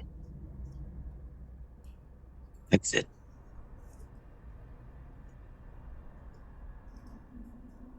Where are the ceilings compared to the bears? But at the bears, the ceilings. So the bears are like in the tunnel, depression. I don't know what to call it. Canyon, rift, in the rift. The bears are in the rift. So if you want like to say, and they're pretty big, but the ceiling is about 20 feet above them. Kind of varies, like some are 20, some as slow as 10. This a ledge here that we're. That's a wall. Where do you want it? I don't understand where.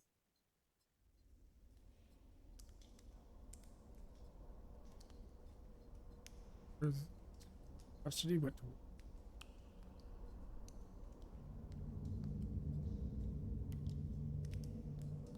Everybody's just hanging out there, kind of.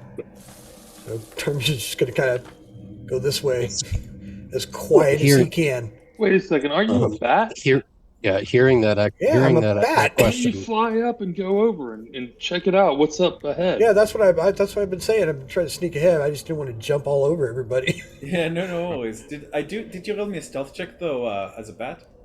I No, but I certainly can.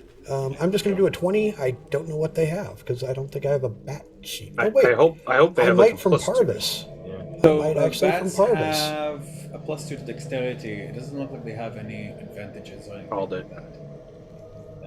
So, yeah, what? Yeah, but yeah, I believe you added effective pass without a trace, so that would be +10. So +12 total is Alright, purely alright. d20.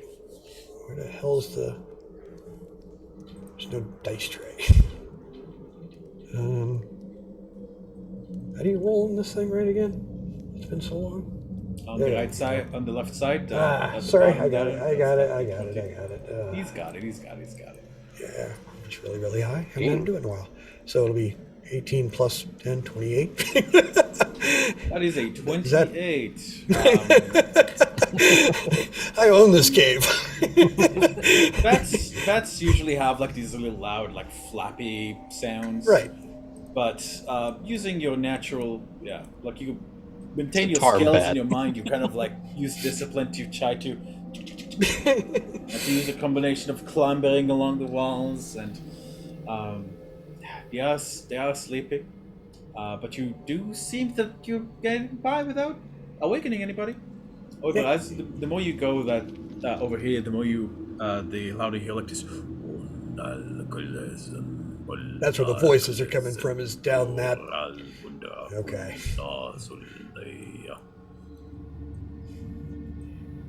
Yeah. If it seems smart, Ptarmigan's going to land on the far side of the... This is where... I'm just going to this corner. I gotta.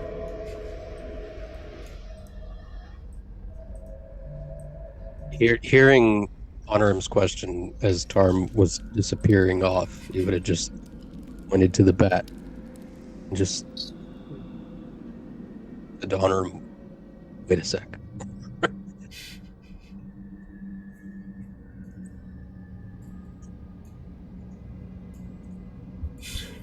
Holy shit.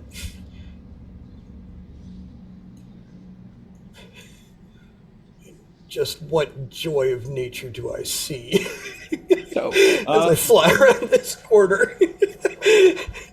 so you see a large fellow on his knees and with a large great club next to him. He's kneeling on one knee, and behind him are three things you don't really recognize what they look like, but they look kind of like these hunched over, like almost lizard folk, but like with horns. You can't really see too much of their front because they're all facing away from you. He seems to be looking into a cubby of some kind and chanting some sort of mantra, which the three behind him are muttering, like echoing in higher voices. Like to your sensitive bat ears, it makes the chamber actually a lot easier to see because of all the voice is kind of bouncing, because it's like low and deep and steady. And you see along the walls are lined up these skulls of varying sizes and it seems to be of anything and everything. Like monstrosities is the word that comes to mind, and I don't mean like monstrosities as in the D&D type. Simply, the skulls of various monsters are hanged up here, leaning against the wall. In the far corner, where you are seeing, is a collection of gigantic humanoid skulls, some horned, some not. So in my professional experience, this was never going to be a good place to be. It seems that this is the lair of a giant of the ice-like persuasion. Yeah, it's okay. And This is a however, it lair. This is a big creature is nested here. Kind of feels like. As I don't you want to know too much. kind of flutter past the entrance, you hear like this noise, and like as you look to see the source of the noise, the skulls over here have their teeth chattering.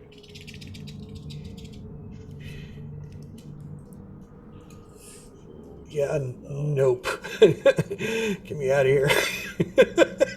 Chanting stops, and we're doomed. Boom. Guys all hear this like boom, boom, boom, like you see these steps. Dash action.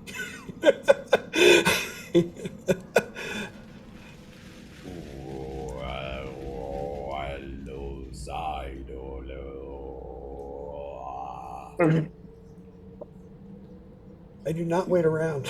You can tell that he saw you, but he doesn't seem to be interested in harming you, Talmagen. You hear the steps retreating.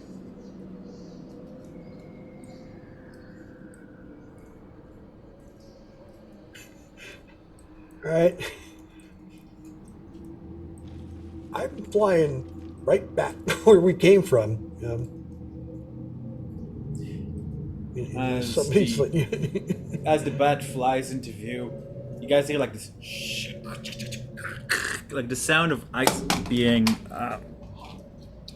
very gently cracked, like the sound of like if you've ever stepped on a fresh ice or snow, that's what the sound sounds like. And as you guys look, you guys can see that sliding across the wall, kind of like holding onto it, and just simply sliding alongside it, is a sort. Is this creature, which I'm going to blow up so you guys can see. Makes, if it looks like it is going to make any sort of sound at all, don't do it. let's immediately cast silence. Are you casting silence, or are you saying you're kind of readying silence in case it? I am looking at it and readying it. Right. It simply stops when it sees the party, and tilts its head.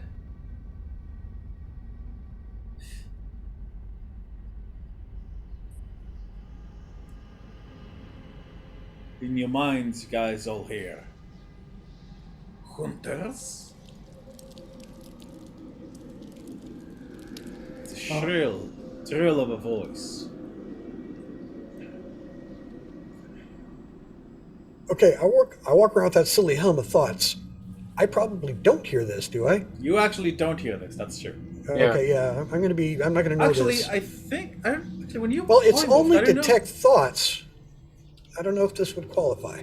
Actually, I don't It's know specific. if your stuff. I don't think your stuff still works when you're polymorphed. Actually, Oh, you're right. It wouldn't work Yeah, anyway. yeah. Okay, cool. Yeah, All right. So you all would. right. So you would hear Yeah. it. Yes.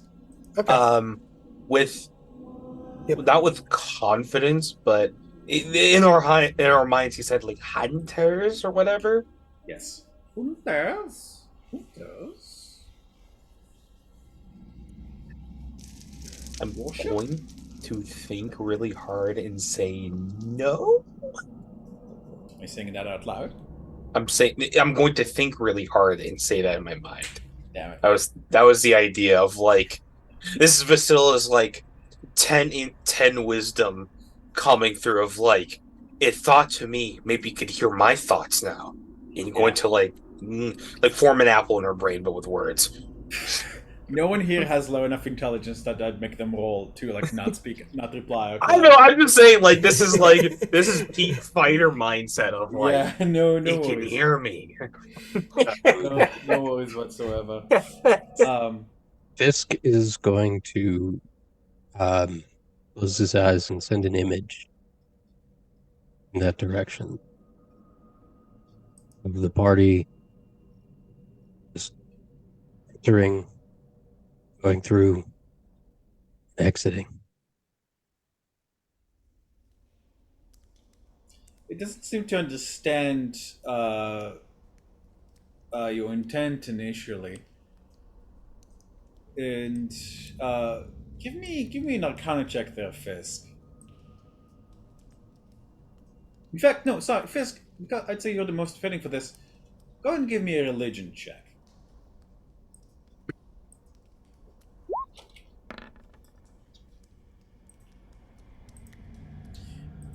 You hear Tomas's voice, almost in concert with that of Zahaviel.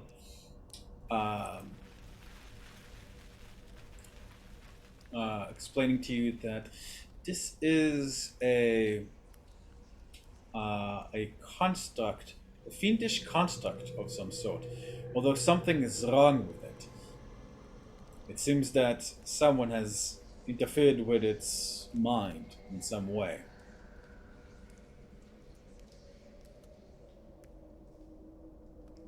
Doesn't seem to be able to understand. Even though usually they are more intelligent, it doesn't seem to be able to understand like more complex things, like you're positing.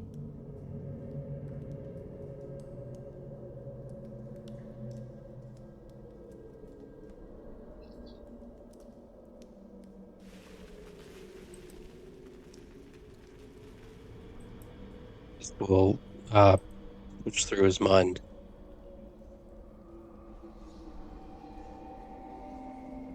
No fight.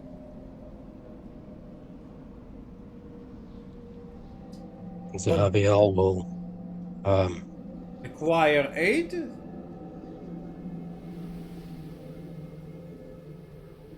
no. I'll let him finish. Sorry, son.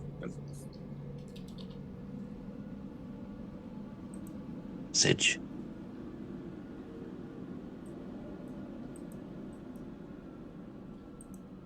Safe passage.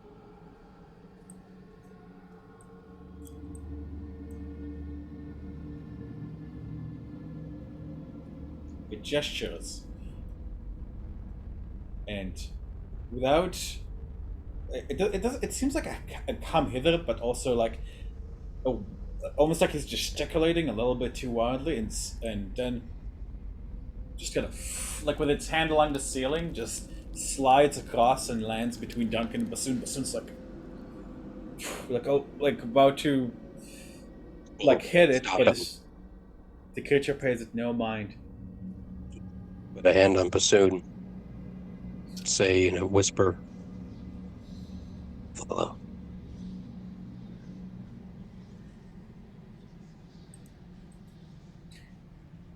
As Bassoon slowly nods, doesn't look like he's comfortable with this creature, but he ascends. He assents to your. He assents to you. He will see the creature goes, take its long icy claws and puts them together, and then like this, and then drives them slowly into the wall. Then part it aside, like he's opening some strange door. A shimmering veil of iciness opens to you, and you guys shiver involuntarily.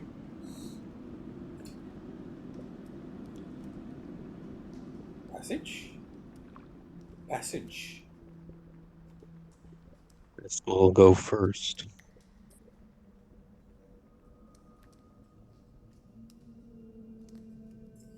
Fisk, as you enter, you back to the other side. You are dwarfed by a gigantic, icy humanoid who looks down to you, craning its gigantic horned head. Two other creatures with similar appearance turn their blind heads towards you.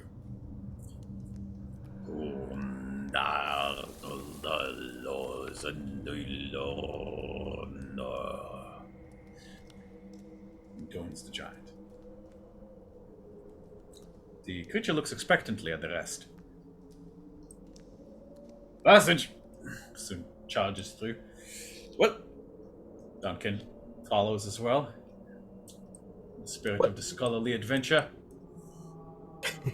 As the others are appearing behind, Fisk Whoops. I can't. looks to There we go. this one. Where the hell is this? I turned around on the map. I don't know where I'm at. Sends through his mind. It's late. Did you say you were late? Translate. Oh, translate. Translate. Oh, translate. Sorry.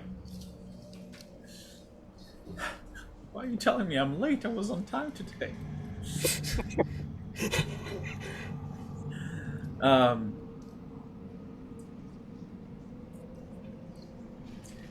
creature turns its head. Master. Now, does anybody here speak giant? Negatory Shit. here. Let me see. I saw a rune once. Tempted, and I get a full picture of just your face. Oh, oh man, got the Skylar White yo face looking at me. Guys all see these massive skulls with the swords driven into them, pinning them to the wall. The giant looks down. Oh, sorry, I know. Just so you can see.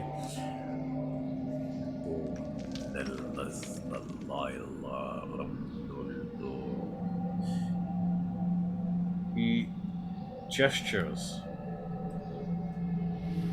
showing you the opening of the wall that he was facing. And then to this various skulls lined up. Dundildar Amber Dasa. So he's like waving us in that direction, it feels like. This was more kind of. Give me an insight check, why don't you? Yeah, I'm looking at the rest of this. Suddenly you feel something cold on your back, and you're like, ah! As you feel like you poked in the back by this, like not poked like this, like poked like as it literally just exits without paying attention and slides across the ceiling, drops and rejoins its brethren at the sides of its master. With its insight, judging by what it's saying in the situation, the fact it's not attacking you, it seems to say, look, observe my trophies. You guys see that they all, some of them seem demonic in nature, fiendish, some of them monstrosities. One of them reminds you of the Remoraz, of a Remoraz, that you guys call, which kind of puts you guys like, wait, I thought Remoraz, giant insects, how the hell does one have skull? And, that drives you into insanity momentarily. But it doesn't seem like its intentions are to disturb you. All right. So Candelas, Ramaldo Stradnil Nastoi Umber Bendala.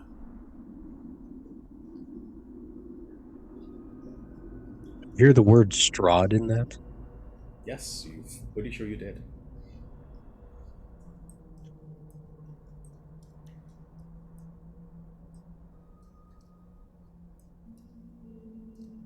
This will look to one of the other three again.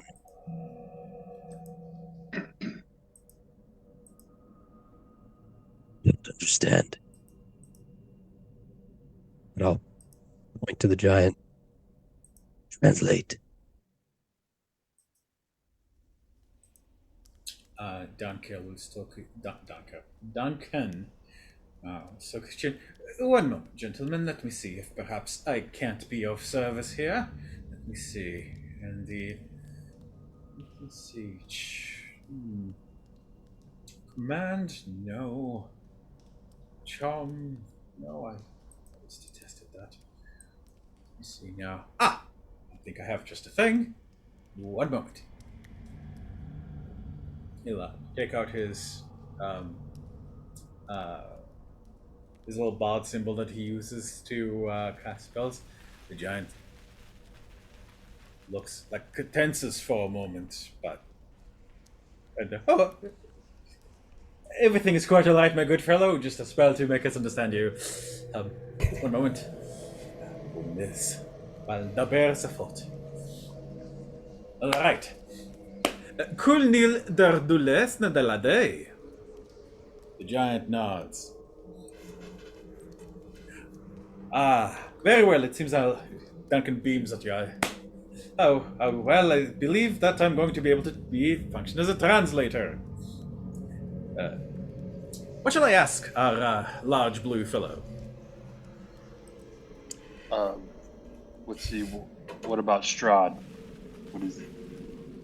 You just said Strahd. What is that good? Is Strahd good or bad for you? Kulnistu, condilder andul orstra dildas. Urdaldes andul aisten stradoch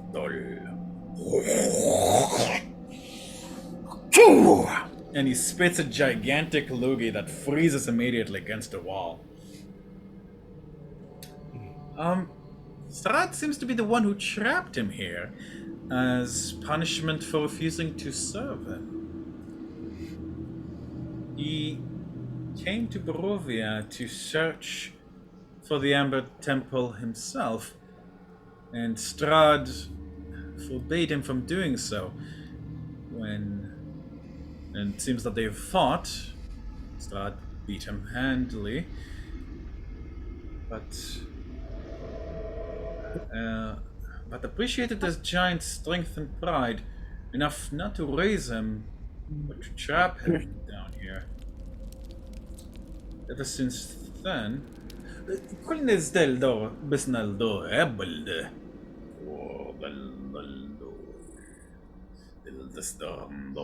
He gestures to the skulls again.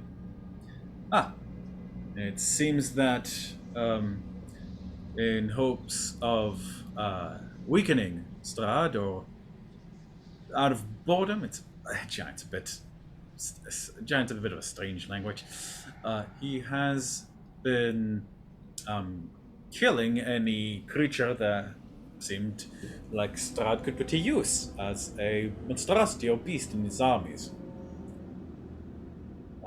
as well as preventing those who would use the Amber Temple's power for their gain. This is it. I believe we found it, gentlemen.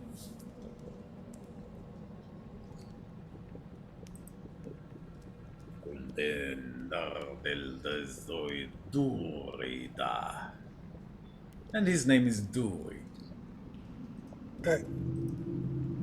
I'm not hiding my presence at this point. I'm totally not being stealthy. I'm just a bat, very obviously flying around. Does he react particularly badly to that? He immediately smashes you against the wall now. Yeah. I gotta step out and walk my dog back in like 10 minutes, okay? I think I'll say Vasila's a little too scared of the thing that she figured out was probably here to like communicate at the moment, so let's lean in that. Varys is gonna through the translator tell him that that we're also hunting Strahd, or I am at least hunting things that Strahd has, and I'll explain the nightmare and explain how this is that we have the same goals. It seems.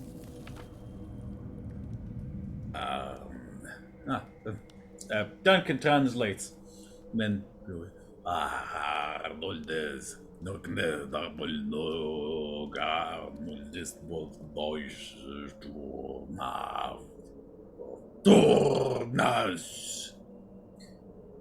it seems that Morning. there is a warden keeping him here. He says he will be more than glad to help if we are able to get rid of the warden. Apparently, he's just on the other side of the cavern, where one would be able to enter the Amber Temple through a hole. inside this cave or outside on the outside of the other side of this cave? On the other side. So we would have to proceed through the rest of it. Although I gather it's really not far. It seems to quite literally be on the other side of the ravine. He also says he has a method to combat the nightmares. Oh, He does wish for us to defeat the warden first. He says it's quite powerful.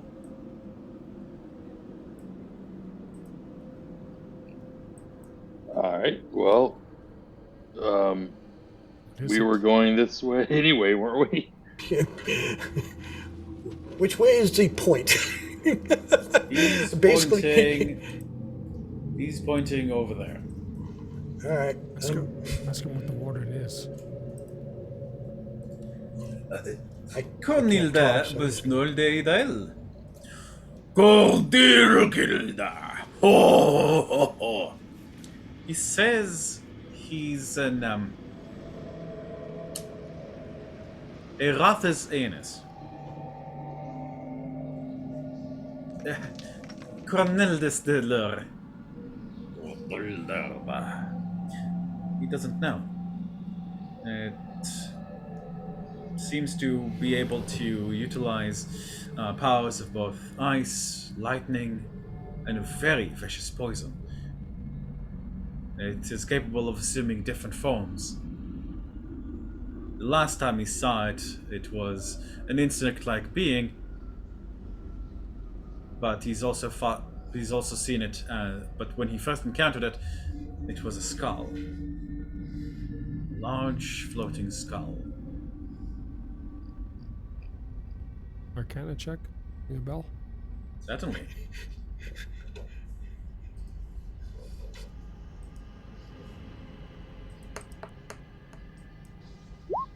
Nope. No idea what it is. That wasn't. Well, Was the guy that spit in my face whose skull flew up into the sky and tried to kill us ring a bell for me? That sorry, guy could was you repeat? rude. Does this have to do with the guy that he was wearing a skull for a helmet and the skull flew up and attacked us? Is it related to that?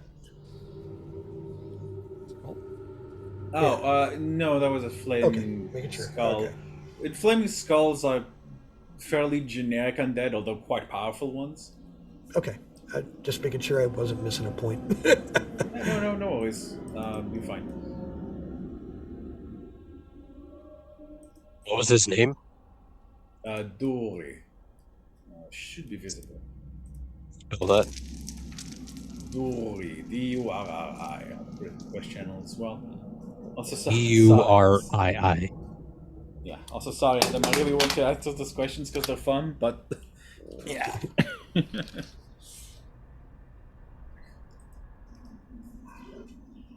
Well, I'm flying. I'm just checking it out while this. Is it up this way? One moment. No problem. I don't want to get too far and get where I shouldn't be.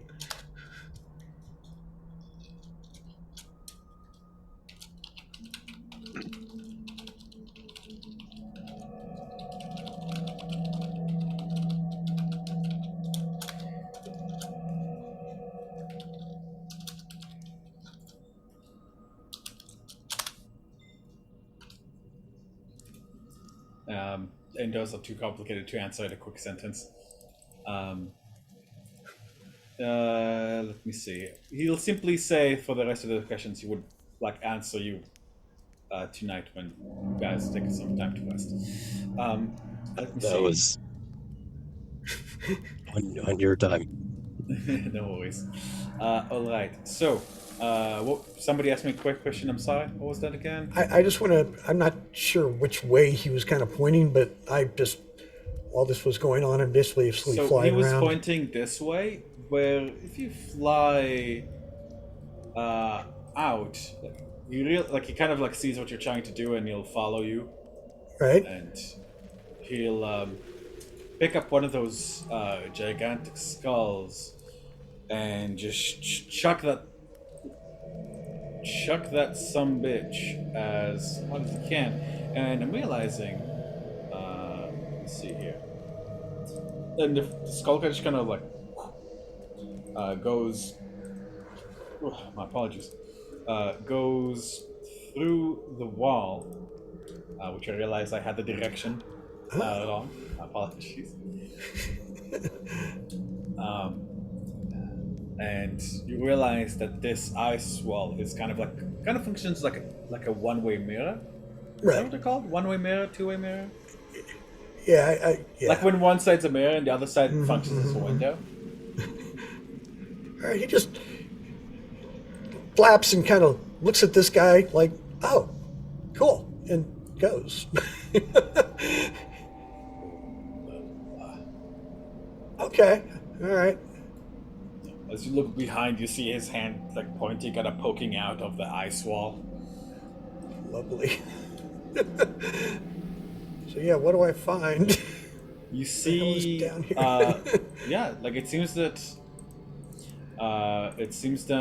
here there's another ice wall. Because your vision is sonar, I'm gonna say that the way this illusion is constructed, you can see through it. Yeah, because I'm not using sight; I'm using sound waves. So bats And basically yeah, are it so means immune to it; they just don't see illusions unless they're a exactly. You really good one. see Yeah. a chamber that opens out a little bit. Oh my, this looks wet. All right. I'm gonna fly back, kind of to wait for everybody. So about here, and yeah, I wherever would be good for everybody to be able to find me before we have to make a critical choice. I just kind of come back and I'm Ptarmigan again. I'm not a bat. Like Tamajan, you assume your regular form. Yep. Dory chuckles.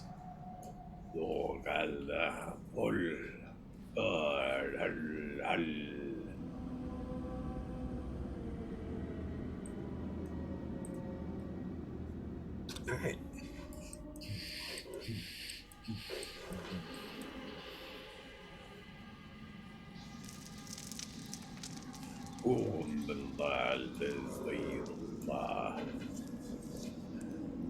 He's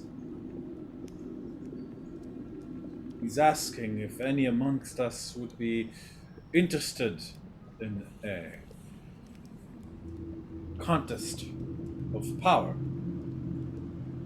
He says it's been at least 20 years since he had somebody to fight.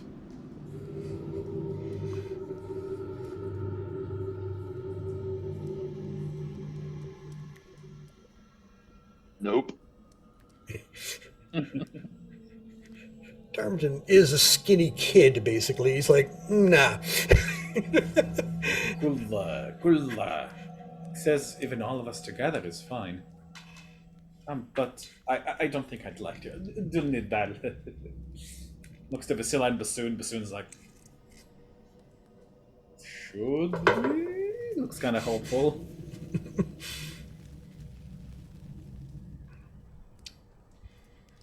We save our strength for all that's coming. Duncan, could you let him ask their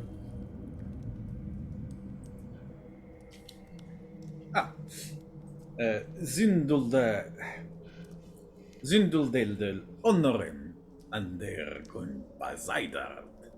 Undelde staibole. Duri says, Delde agndel ashal fakal He says he's not fond of wizards, but as we are guests in his home, he will refrain from sharing his opinion directly to you. Oh, sorry, I just realized he was asking me not to transit that last part. Shoot. Well, that is his his shrine of worship. Oath shrine, essentially. It seems he made an. That is. He, like, exchanges a couple more quick words with the giant. It seems that this is where he put his ancestral. He turned himself into a lich of some sort, it seems.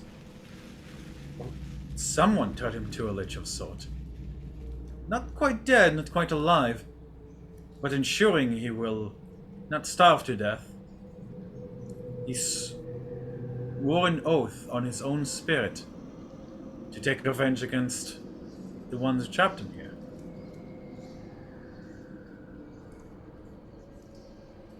That sword is his ancestral sword. I'm right, this is a very powerful weapon. Ancestral giant weapons were forged in the anvils of mountains and worlds. He must have been a patriarch of some sort. He invites you to pray if you like, honor him. Perhaps, and seems to say that perhaps you find the strength you lack if you but swear an oath. You can thank him for me.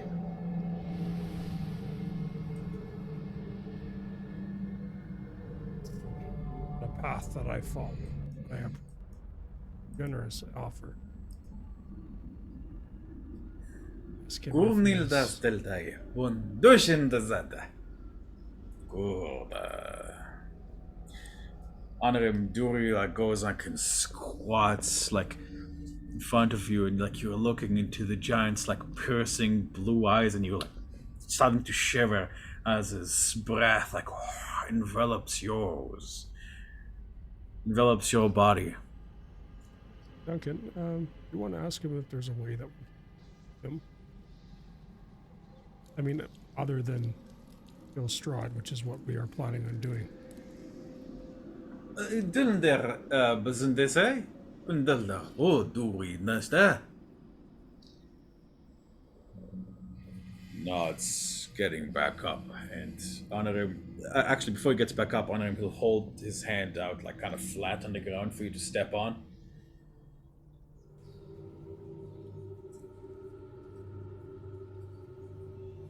Right, he lifts you up, and like on him, like you're kind of having like to start like to maintain like your balance, and he'll kind of casually kicks one of the little guys out of the way. Doesn't seem to react in pain or anything, or even care at all. And you see some of the snow and ice like kind of go into the cavern that opened its belly from that casual kick. And he'll hold you out, extending you out of like this ice wall under him, which you realize as you kind of like ah, and then like oh, it's illusionary. In the marvelous days, indeed. He says he can't leave through the ice walls, but we can. He can only extend the limb or two, but he can't actually take his own head out. Oh, I see. He'd have to literally behead himself, but then he'd be dead. He says there's but the warden exists on the other side of the wall, on the other side of the ravine here. Oh, it's quite literally right here. And if we defeat the warden and free him, he'll be able to protect us from the nightmares, at least for a time.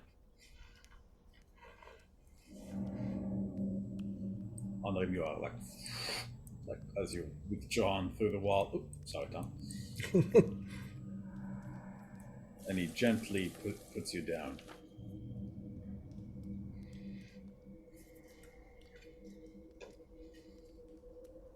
Him.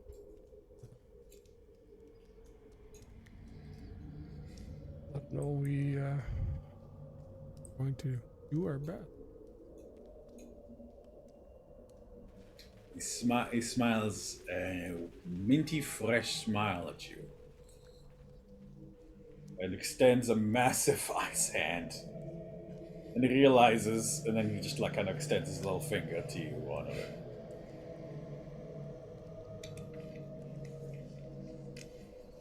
Grab it and take it with my.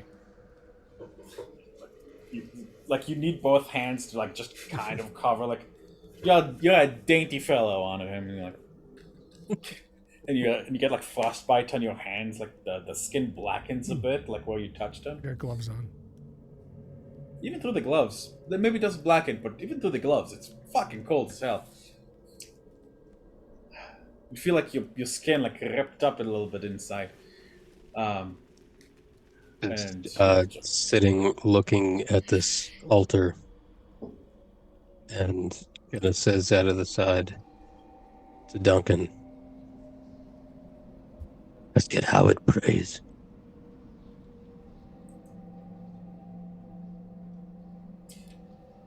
ask it how it prays.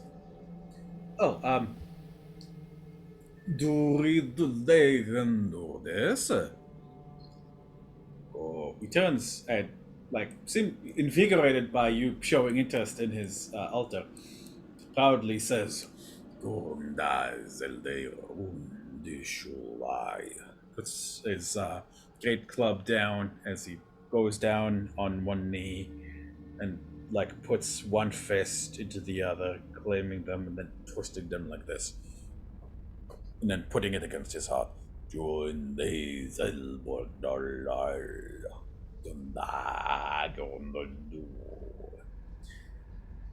He says he pledges his heart to renew his vow every day to his ancestors, and they bless him the strength to keep going. In a way, he tied his being into the shrine, ensuring he won't starve, and that one day he somehow will be able to take his vengeance. Every kill he makes is another veneration to them. He won't kill weak opponents, only strong ones.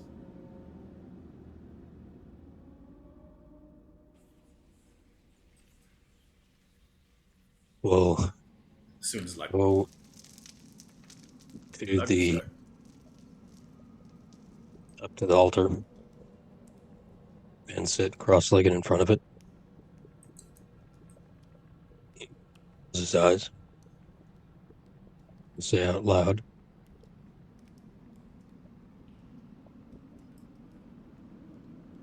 Again. Please translate. Oh, one moment. On the cast floor. All right. What would you like me to translate?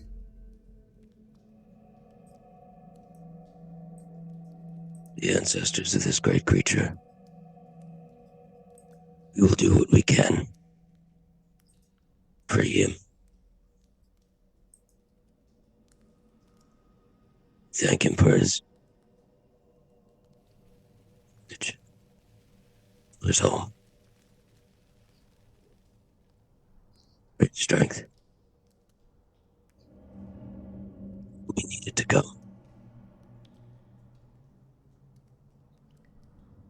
Kanakul, Louis says, a little bit impatiently. Duncan says, he says you need to show your strength as well. Kanakul, they said that. Punches, you need to punch the center of the skull as hard as you can. And first, you do see that this massive skull that you could shine out of, like it's made of ice and stone. There are like the front like is filled with like these impressions of fists. You realize that he carved this shrine by punching a block of ice over and over and over into shape, which reminds you of training that you've done in the past on your monk journey, although never on this scale and never on something quite as hard. You've used wood. We'll stand, bow to it.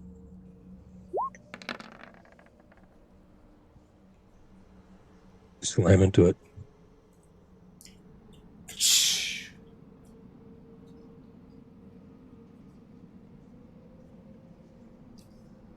Let me see, 12 bludgeoning damage? A teeny tiny fist imprint compared to the rest of them. But a fist imprint has been left nonetheless. Dewey nods in approval. And the eyes of the reindeer skull give this flicker of a glow. Right. Fisk, you feel like the strange chill on your hand, and like looking at it, you see like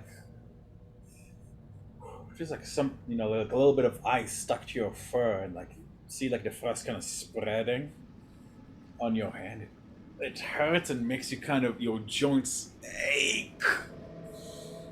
However, until you take a short or long rest, you will be adding plus 1d4 ice damage on your attack.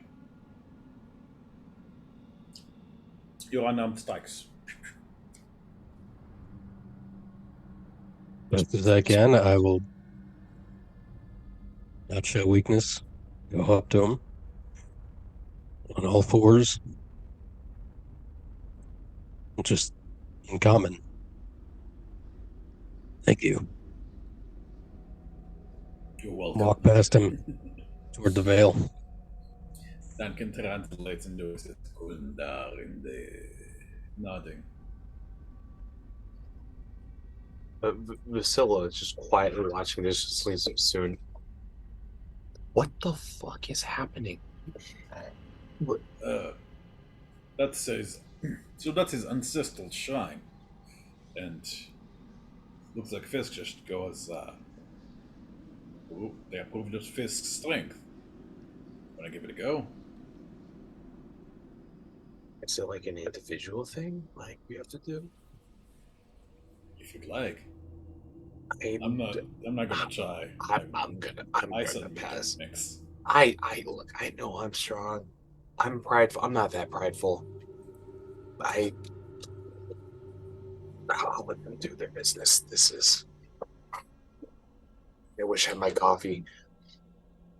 As you and Basuna like kind of to each other, you see the giant turn his head to you. Oh my god, you're so cute. Sorry.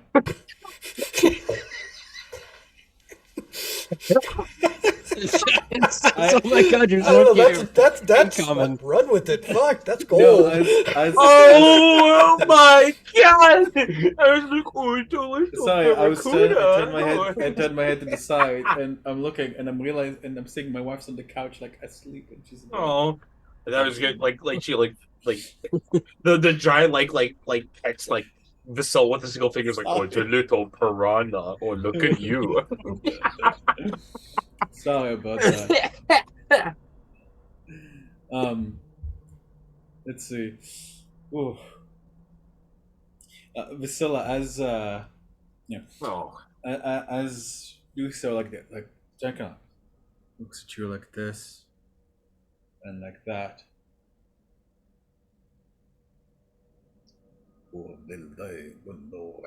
Looks at Duncan. Go.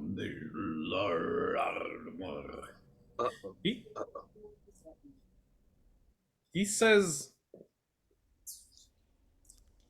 He asks why you're hiding yourself, and he calls you cousin. Are you a giant? Are you related to giants, Vasilla? what the? No. You do look like a Goliath a bit, although albeit a very small one. Yeah. No, So no, looks at you. no. Tell him I don't think I am. But there's a lot of things I don't know about myself right now.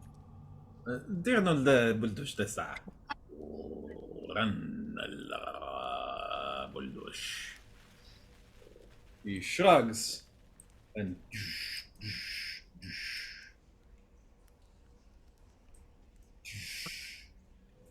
No. Oh shit. Awaits.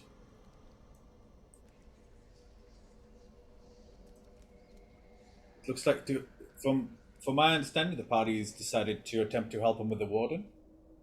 So what would the party like to do now? Are you guys going to attempt it immediately? Going to try to scout Um. it out? What would you like to do? Catch up on the warden situation.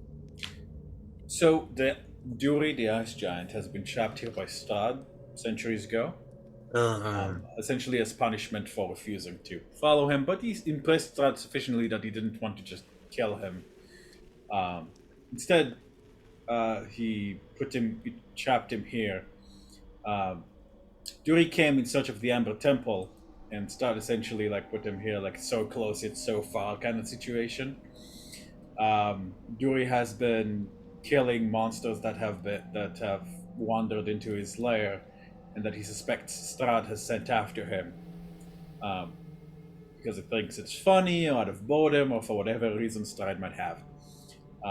Apparently, on the other side, there's a warden whose nature is not exactly understood. When first he saw him, he was a skull, but another time he was a gigantic insect man. Hmm. What the fuck? All right. I guess everyone else is heading over. The yeah. What? Let's go. Did you say anything about the cousin comment? Or no? She's like leaning over to Duncan.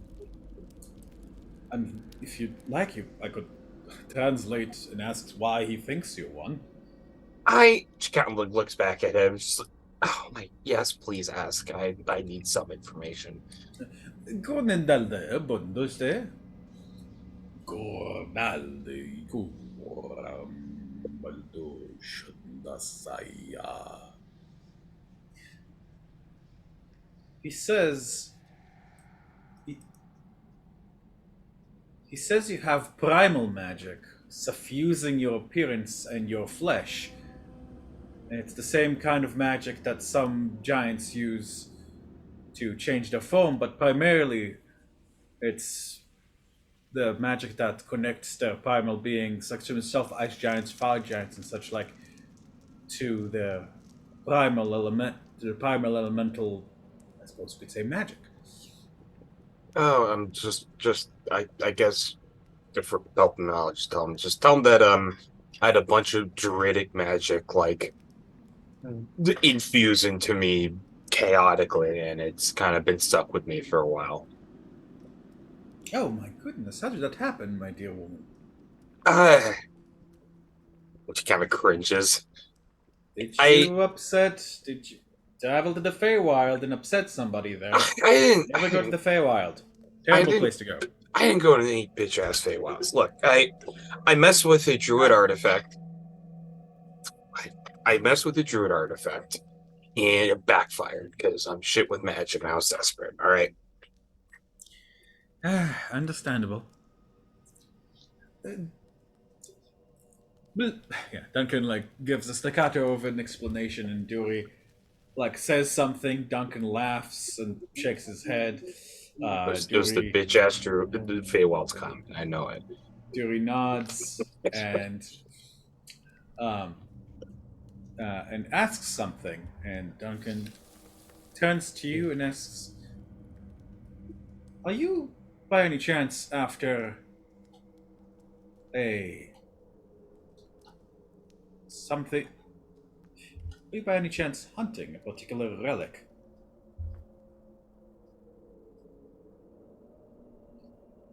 Yes.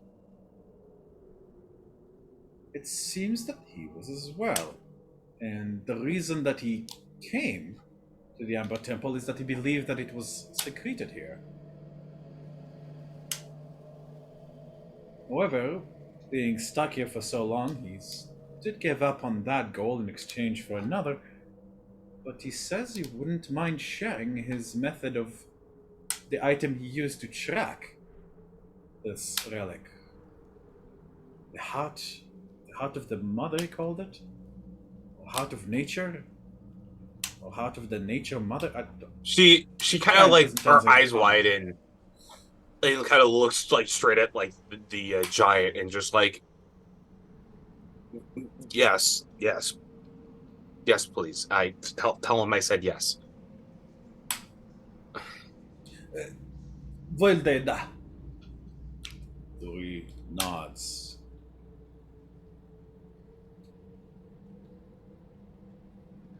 And he bends, and you see him like he goes,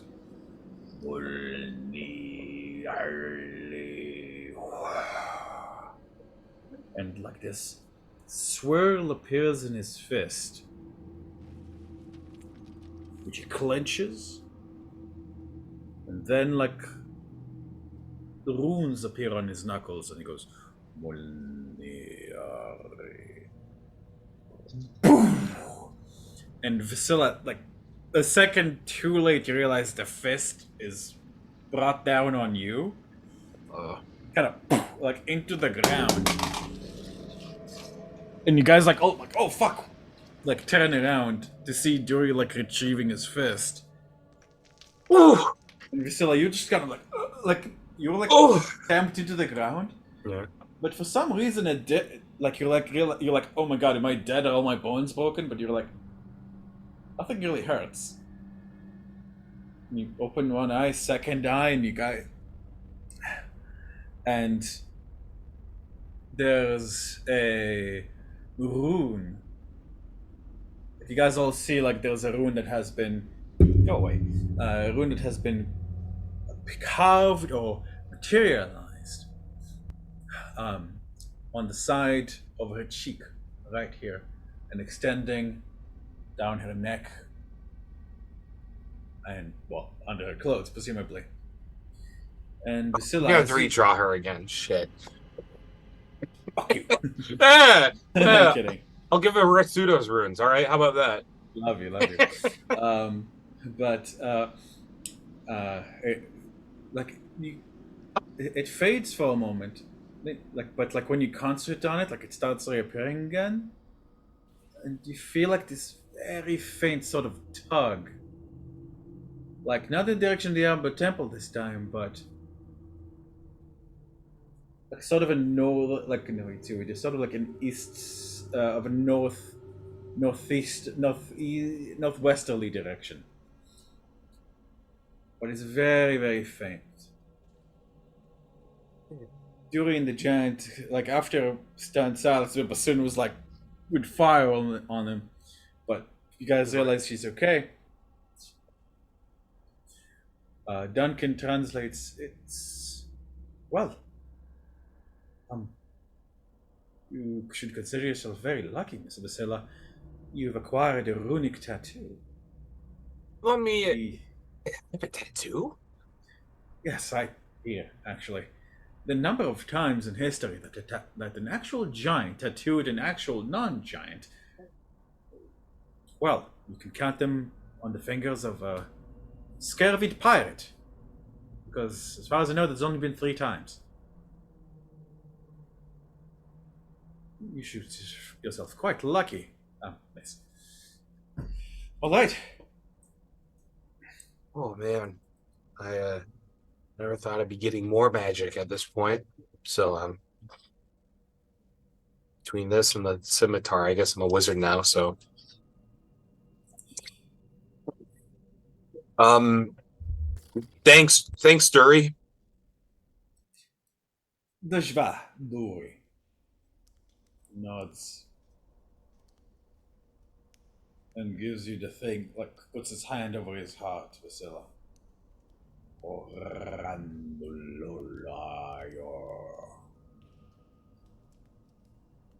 She's not gonna try to attempt to pronounce that in butch or whatever he said, but she's gonna like at least honor the gesture with a nod.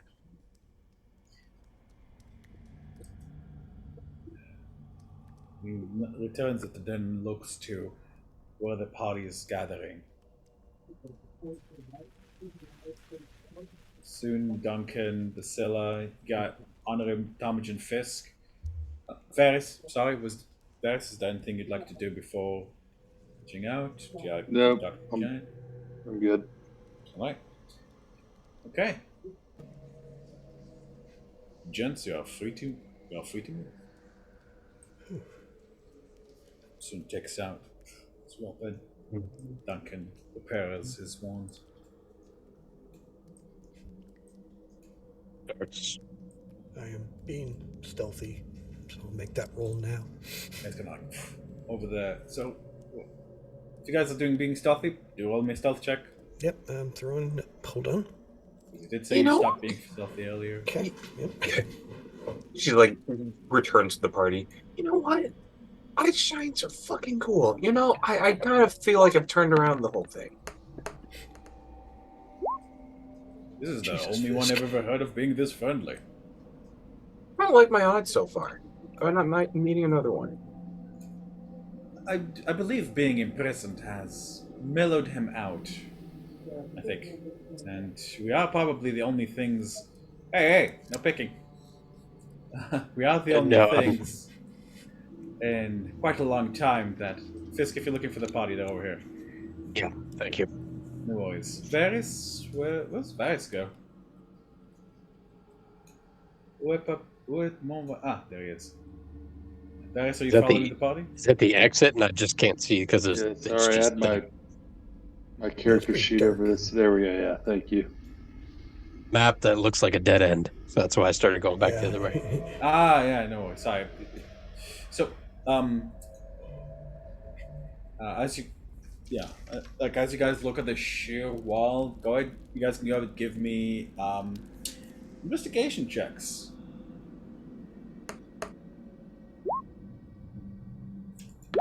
Two, 19, 17, man, 11. Investigation? Yeah, alright, boys, check this shit out. Hell yeah. Yeah, Vasily, you Man, check this the thing wall. burns, guys. She's like, Honor wait, him. she's Those got- of you who rolled above a 15 can see through the ice wall over here. There seems to be it seems to actually be a ledge, in truth, that you can climb onto. Gotcha. However, this ledge is taller than the other one. I will need athletics checks. Athletics checks, please. It is about Okay. It's about 25 feet tall. The ice below you is hard Someone go up and and crunchy. drop a rope.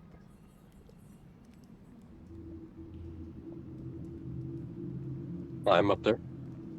Varys, you successfully climb. And in fact, I'm just going to go ahead and get rid of that wall because most of you have managed to see past it.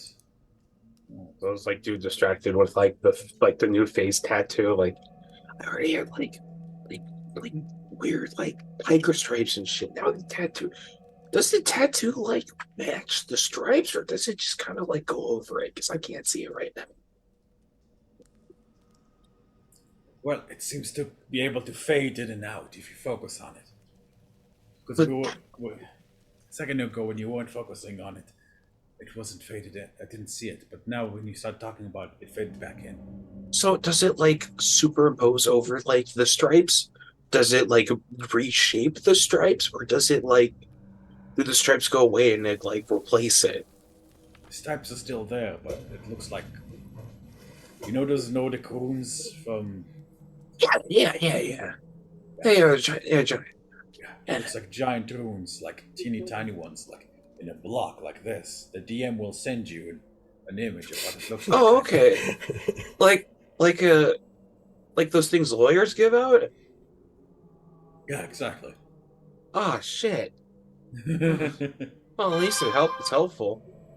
She like looks at her phone. Oh shit, speaking of my lawyer.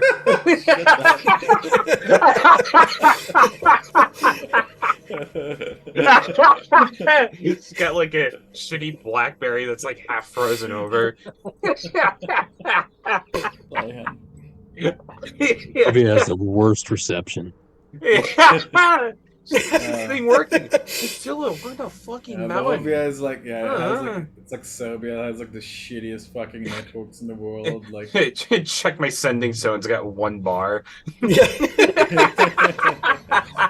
Fucking. I should. Instead Oh of my god, that's Sprint, so fitting. I love it. instead of Sprint, the company's called Okay. Spirit.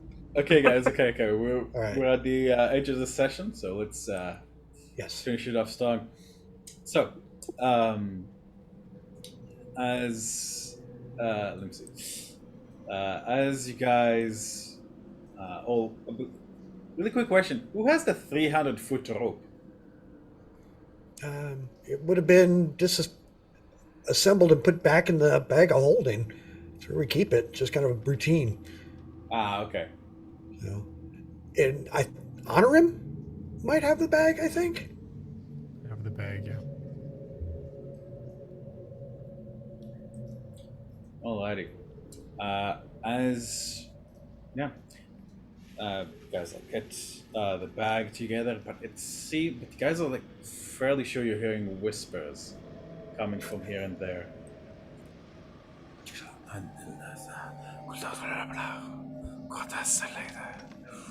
You will never leave. Never leave. Yeah, on that note. You will die frozen. Your skin will decorate well. They will forget you. Your mind will fray. Your friends will turn on you. Find sense. Yes, okay. Find senses that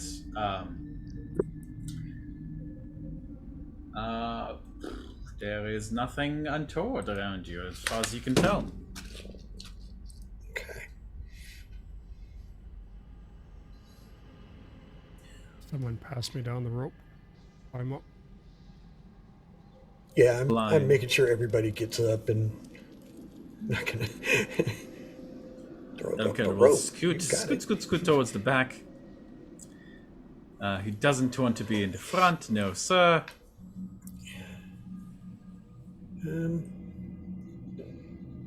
Yeah. The inside out man. Turn you inside out. Heart inside. Just gonna start stepping towards the whispers.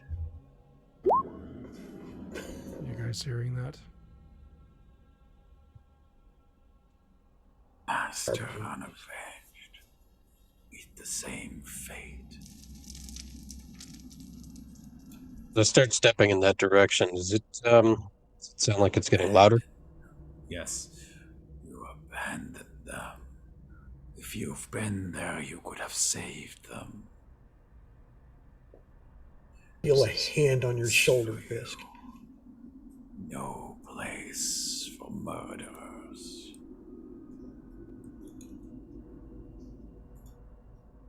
You failed your father, your siblings, all of them. See the soul becoming more and more distressed. We need to get the fuck out of here. This is absurd. Guys see a gorgeous angelic statue that seems to be made of amber, blocking the entrance to a hole in the wall.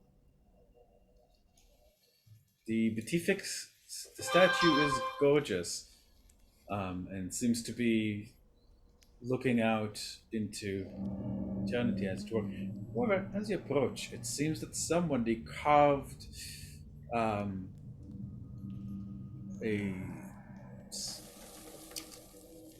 symbol of some sort into it.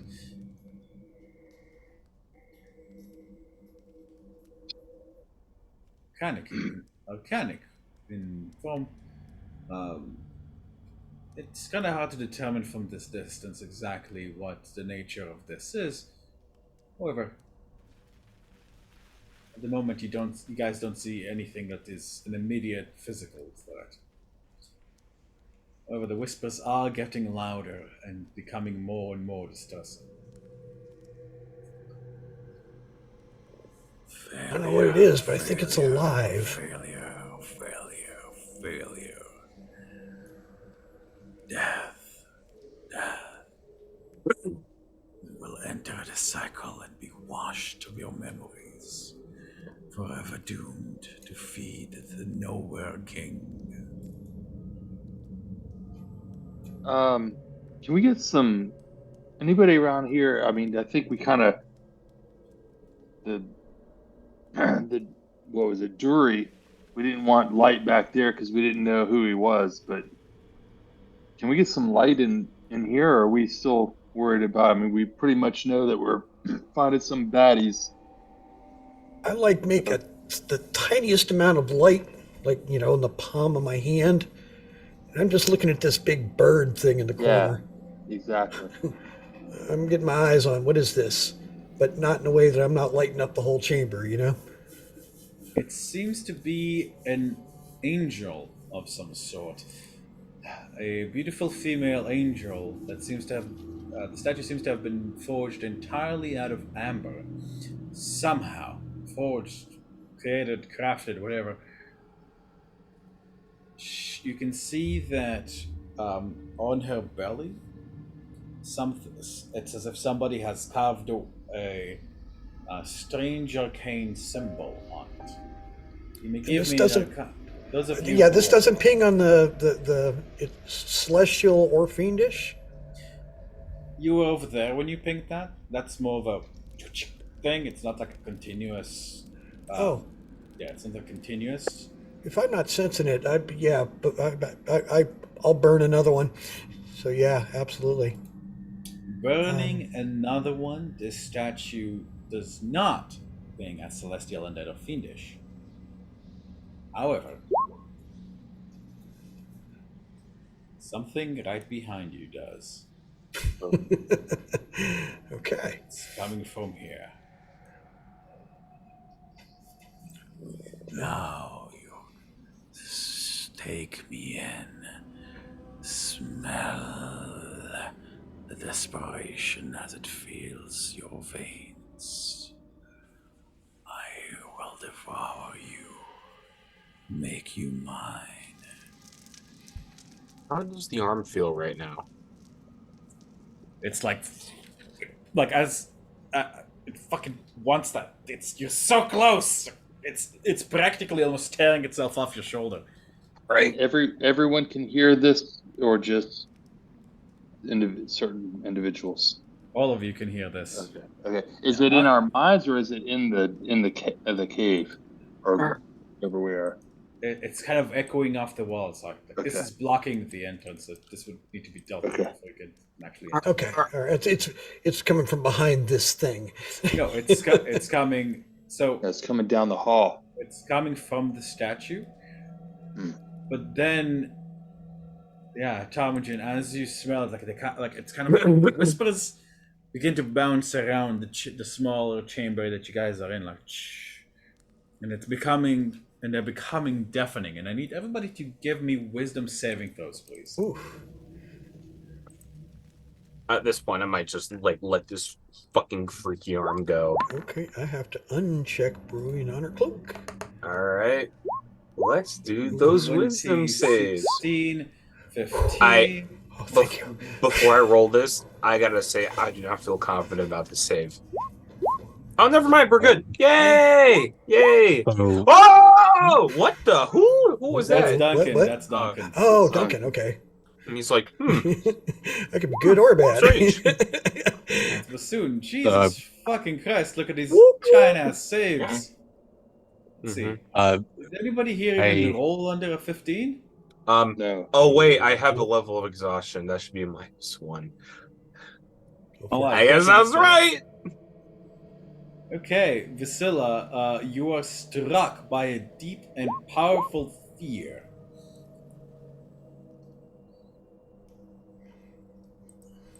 Because she totally needs more of Like those. beginning Right? like, like starting to have a panic attack, like you don't want to be here. There's whispers. Somebody stop them. I need to get the fuck out of here. All right, are we going? We can go now, right? You can't. You will be here forever. All right, fuck you. First of all, she's like panicking and like yelling at this thing, throwing out whatever like slurs she knows in Infernal and Common. When Vars had mentioned light, Fisk would have closed his eyes, opened them, and they go yellow, and opened his hands, and four little figures, different shapes, little humanoids.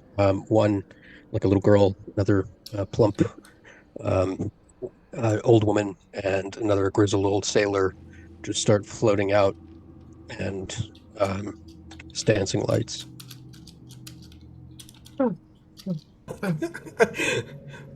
with flair.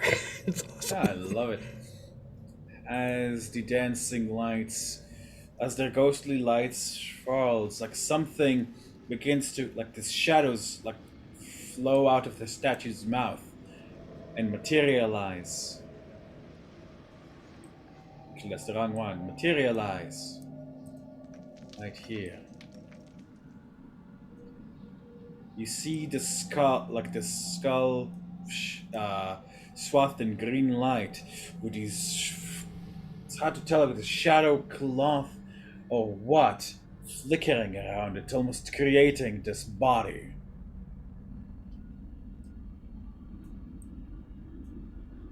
Fall before the warden.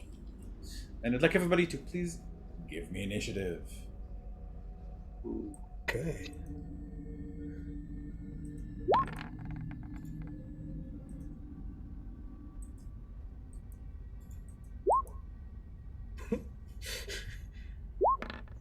Wow.